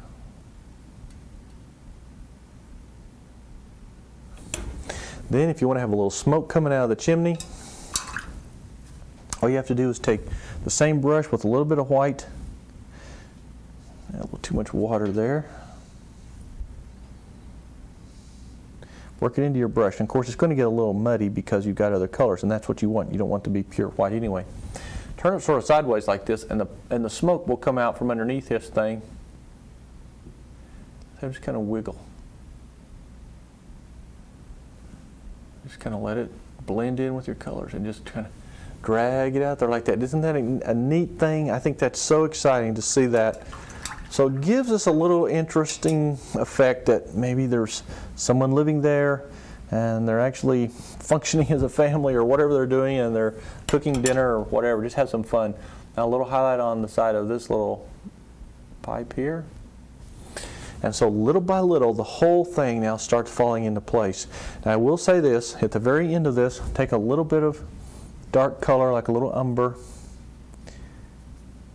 and you can put a few cracks in this if you want to, just to kind of make it look more like old boards. But you don't really have to do that because, you know, when we get all the brush and stuff up in there, it's going to cover it anyway. Well, got the signal, got to run. Hope you've enjoyed this program. Next week will be our last session on this painting. We're going to finish up the foreground and put the final touches on, and then we'll have a completed painting, another one that you've learned a lot from. God bless you, stay inspired, and we'll see you again real soon on another Inspiration of Painting. Okay, here we are back on the final day of this particular painting, and I hope you've had a fun time with it. I certainly have. But now we're going to move into the foreground. I'll try to get some of the grass and the foliage and some of the things that really settle this little cabin down. Hope you've had a chance to go through and sort of refine some of the things on yours. I've done a little bit on mine. First of all, we're going to use our number 10 bristle brush, and I want everyone to mix up a nice pile of color here. Let's get some yellow. Now I've got some of this yellow green already kind of mixed up, but I'm going to mix up quite a bit more. So take the yellow and take a little touch of the sap green, if you would. A little touch of the sap green there, not much, and mix it in with this yellow. Also, it would be a good idea to put a few drops of water in there to kind of make it nice and creamy. Okay, let's get this. But I had a little burnt sienna in my on my knife there, so it's going to dull it slightly, but it'll be okay for this. Now, mix that in real good. A little more water, so it'll be nice and creamy. Okay. Now, once you get that mixed, then get out some more sap green. You need some more green here. Get plenty of it out here. And you need some burnt sienna and some purple and some red, just a few of those basic colors. Now, again, keeping in mind that the sun's coming in from the right-hand side, we'll start over here on this side with the number 10 brush. Take the hooker's green, or the sap green. I keep calling it the hooker's green because I'm used to using the hooker's green in my acrylics, and it's pretty much the same color. But take the sap green with a little purple, and I want you to come over here now and darken this color right in through here. And just kind of flip up some little grasses there. Don't get too much water in it. Now wipe your brush, okay, take the phthalo yellow green, or this yellowish green that we've mixed up, and as you go, we're going to intermix the darks and the lights together, okay? Now, just like this, for instance, I'm going to use sort of a vertical stroke to kind of give it the suggestion of grass, because basically that's all we have here is tall grass, brush, and weeds. Now right against the porch there were some bushes.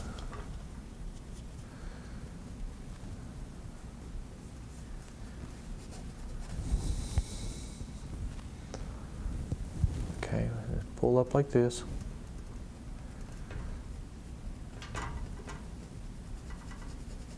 I'm just going to, here and there now, start intermingling my colors together. And we're going to have some of the light green there. Going to come across over here. You might have some the darker, more just pure green. The sap green here. Make a little bush there maybe.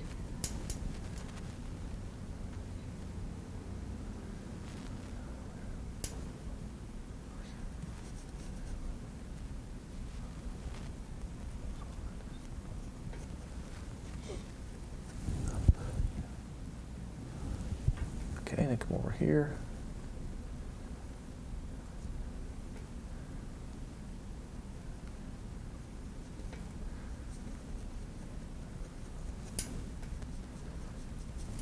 Okay, take some hookers or sap green and a little burnt sienna now. Maybe come in here and see, make a little darker bush.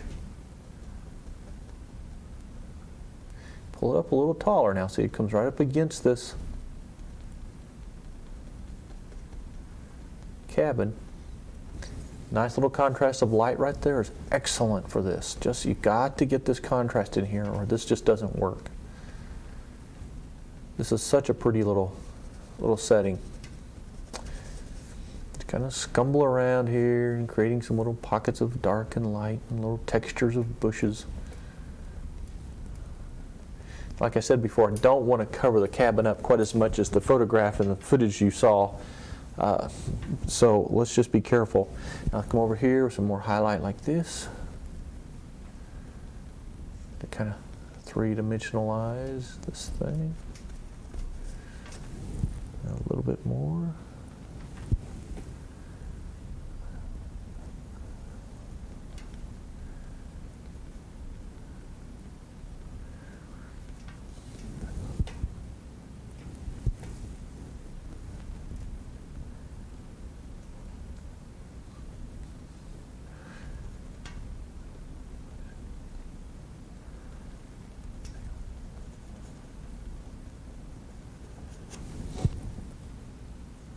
Little purple, little green, little red, any of the earth colors that are complementing each other and so forth and so on is what we want in here. And I like the soft greens because it adds a nice complementary touch to the building being so red. But see, you always got to go back in and get some nice, delicate colors in there that are different. Some browns here. You know what else we might need in here? This is kind of, since we've kind of made the painting where there's life in it, and the photograph here doesn't really show it here, but I think we need to have a pathway, just a small pathway here. Where's my brush disappeared to here? Oh, there it is. Okay. Right here in the foreground, let's just take some of this brownish color that we used on the logs, and let's just go ahead and put just a few little smudges of this dirt right in through there. Okay, just kind of let it curve, say back in around this direction. And we may cover a lot of that up, but the main thing is that you have some idea that there was a little pathway there to get to the house.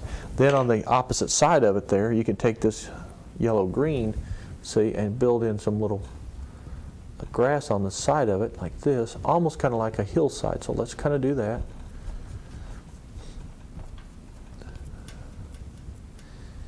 And then you can actually see the footpath there going around. Yeah, this is great. Good fun. Now, if you put the paint on thick enough and you don't piddle with it, remember now the 3P, that's the motto in my classes. Don't piddle, play, or putter. And if you do, you're liable to get yourself in all kinds of trouble. Not just by me. But you might get in trouble just simply because you get the painting real muddy and then you get mad at yourself because you did that and you're saying, why didn't I do that? Why didn't I just leave it alone?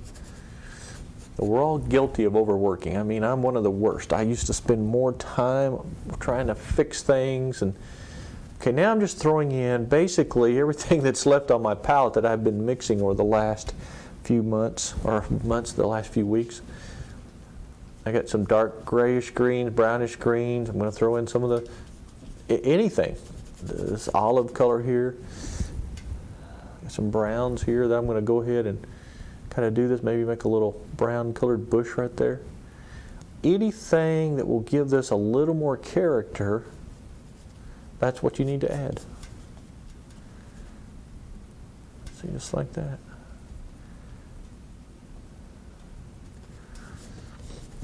Be sure you rinse out your brush fairly often so that you can keep it sort of clean.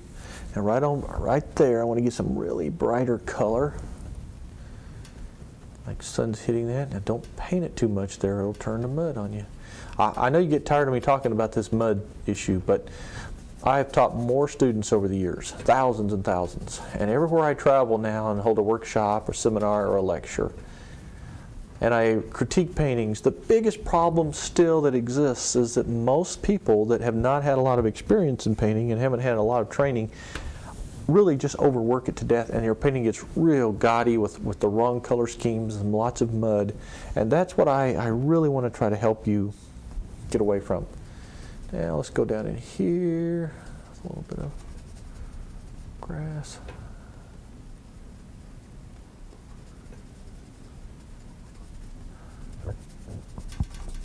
Okay, like this.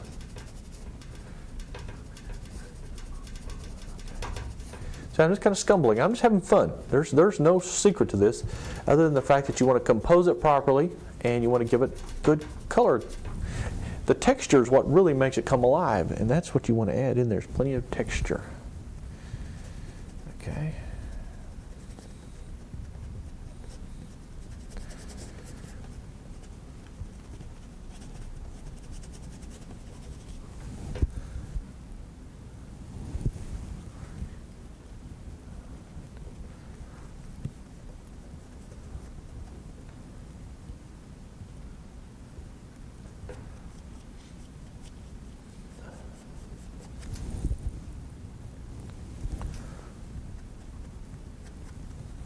Okay, just keep building this texture right on through here.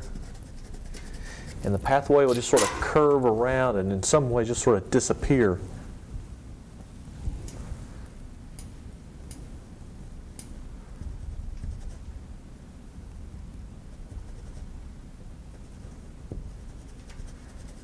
Okay, see, I'm adding the contrasting colors.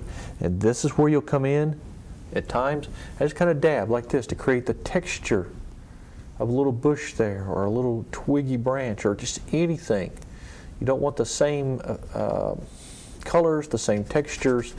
You want to create different ones as you go. But that's really what makes it fun. I'm going to put some really bright little dabs like this, right up here against this, right in the corner. Yeah, oh, that's great. That adds a nice touch. Let's come right through here and do a similar thing.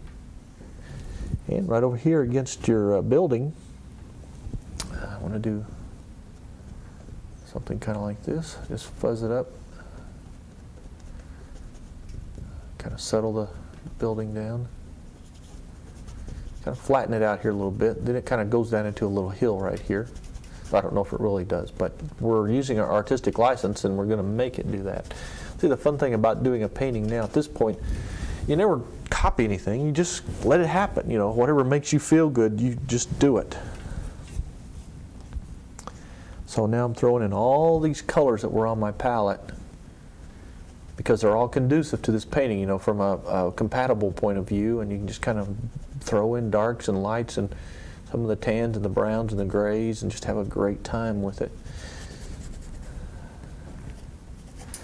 And as you get closer to the foreground down here, we'll probably put some more taller, darker ones, and then of course the fence will show up there. Now we go back to the green over here. Maybe more of a, almost a true sap green, because I don't really know exactly what all is going to go in here, but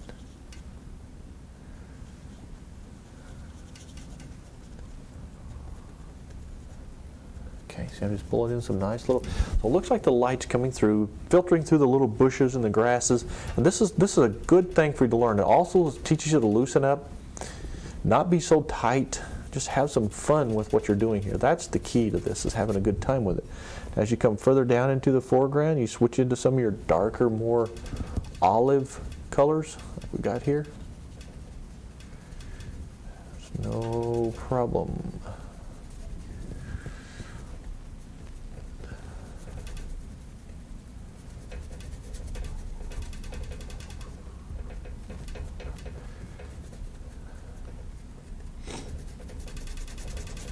Okay, see how I'm building this right here? Now, because of the way our pathway is sort of being laid out in here, I think we will, maybe if we put the fence in here, we're going to have to play with it. We may decide to move it back here, maybe just part of it here, kind of broken down across here, which is a neat technique for, creating interest in your painting. So I want to get some darker values right here. Maybe some little bushes that come down like this.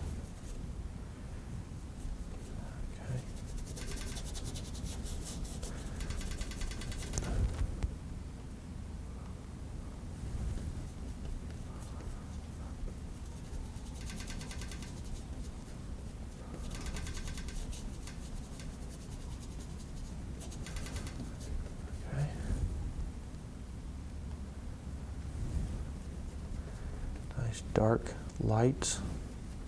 Nice dark darks and light lights is what I want to say. Just have fun. Manipulating the brush before it manipulates you. See how neat this is coming together? This is just so beautiful. I got some of this sort of grayish green that we used early on for some of the trees up here. Going to tie it in and sort of let it blend together. In fact, I like the idea that this corner is kind of light over here, so let's just keep it that way. Like this.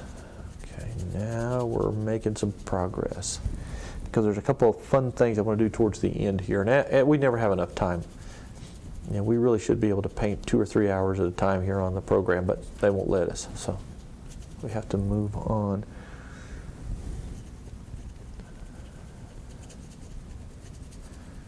Okay, now see, I'm just tying this all together here.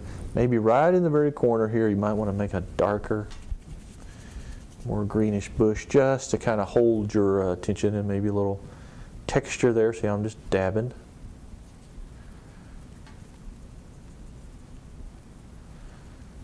Creating a little more interest. Then, let's come over here on this side.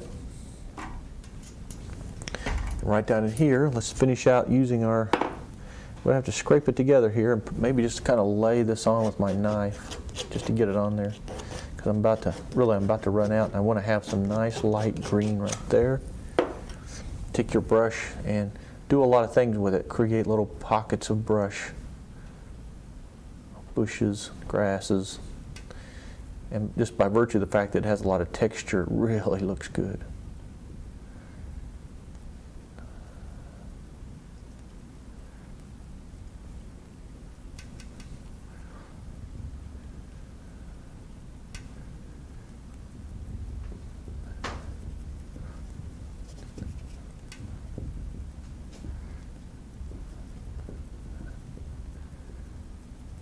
Okay, here we go. Now we're making progress. Okay, now I got to go back in here very quickly and lay in my little pathway to sort of finish it out there. A little more green and brown in the corner down here. Just a little. A touch more green there. There we go. I just kind of drag it up. Kind of create the effect of weeds or brush here. Now we're making progress. See how much fun this is and how loose it is? You don't have to be so careful and so picky.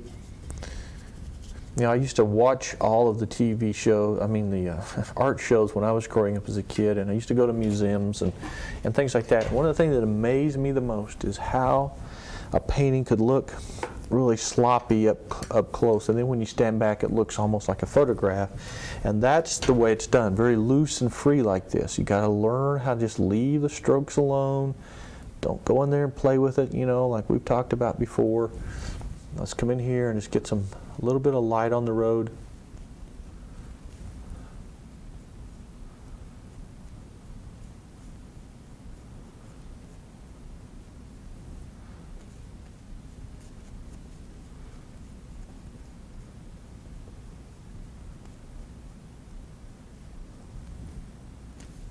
And just kind of build a little bit more of this peach color right down in towards the foreground here.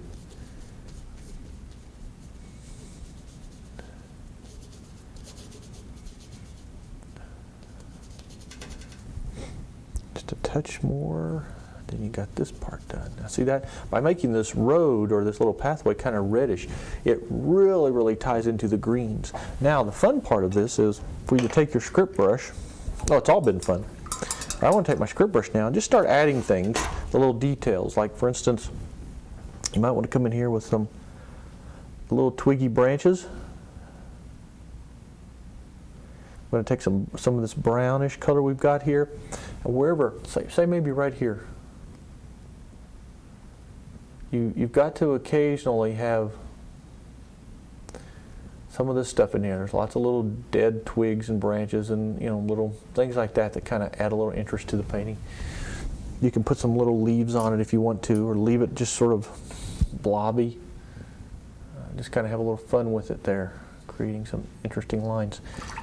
I kind of smudged it a little, so let's take our brush and go ahead and maybe leaf that one. Take a little yellow and a little orange, and just dab like this. And just kind of put a little orange bush right there.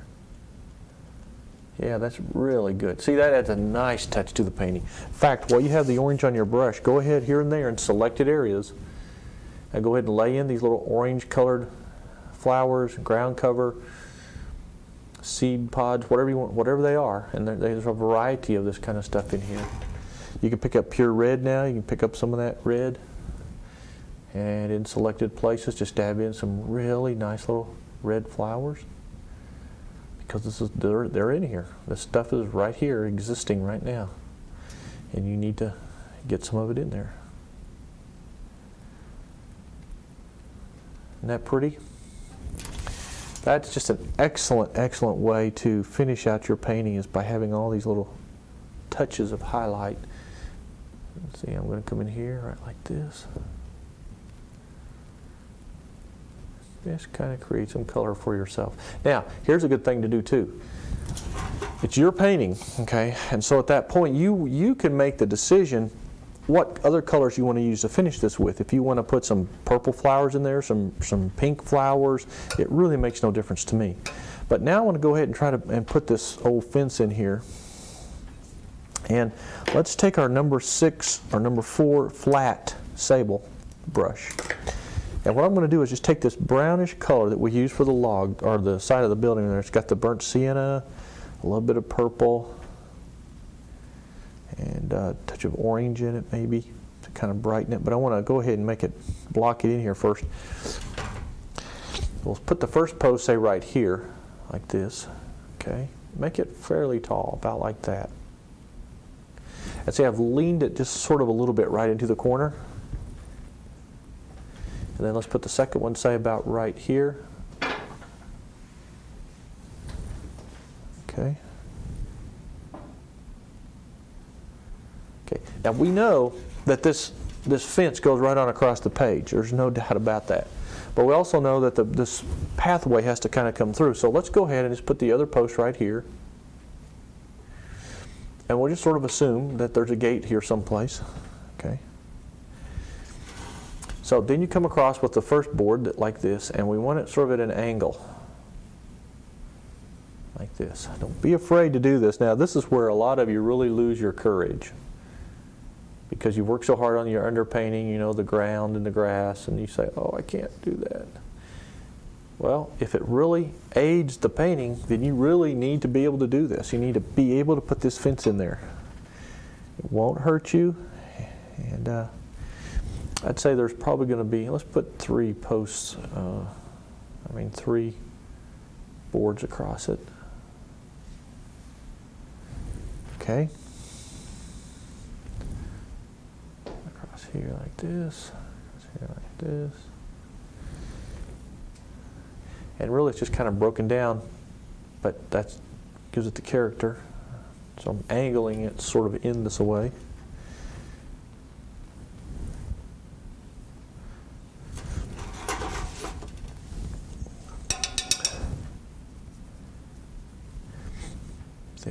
here. This does two things now. It serves as an eye stopper, but it also adds a real nice bit of character to the painting, just a real nice bit of character. Okay. Then take your round sable, take white and a little orange, or just plain white with it. Just, yeah, it's got the orange in it there, kind of create a little tan or peach color. Okay. And put a thin little highlight right on the edge. I'm mixing this up real good here. Just dry brush a highlight right on the edge like that. That kind of three-dimensionalizes the post a little bit. Right on the edge of the slats. Same thing on this one. Now you can kind of blend them together if you want the post to look rounded, or if it's a square post, you just leave a square edge. So you can get both effects. I'm going to go ahead and put a little more blending there and create more of a rounded like post. Okay. Then highlight the top of the fence like that, like this.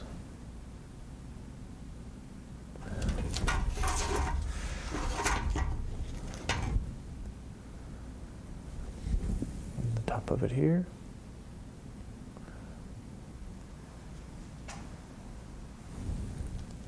Okay. And the side of this one.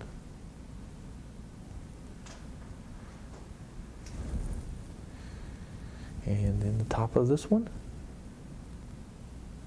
Boy, isn't this neat the way this just makes this snap? Isn't that beautiful? Isn't that a wonderful setting? Now all I would do if I were you is take my script brush, get some nice thin weed color. This phthalo yellow-green color that we mixed up here. And get me some nice, tall weeds like this, right kind of in the foreground to kind of pull your eye into the painting and settle down the posts a little bit. You really don't need to do much else from here except find those things that make you feel good, accent it with the colors that you like. Maybe you want to hang this painting in your house. That's fine with me. And you can have some fun with it. Okay? But to get some nice weeds, you got to have some of these weeds in here. Don't be afraid to weed this thing. Put a few little dead limbs, little bushes and things here, and you'll be really happy. And don't be afraid to make them pretty tall. That's where a lot of us also, we're not very, we have a fear of putting things in too tall, but just like putting these posts up here, don't be afraid to do that, okay? Well, as usual, we're out of time. We're out quicker than I thought, so hope you've enjoyed this. We'll start a brand new one next time. God bless you. Stay inspired. Keep painting, and we'll see you again real soon on another Inspiration of Painting.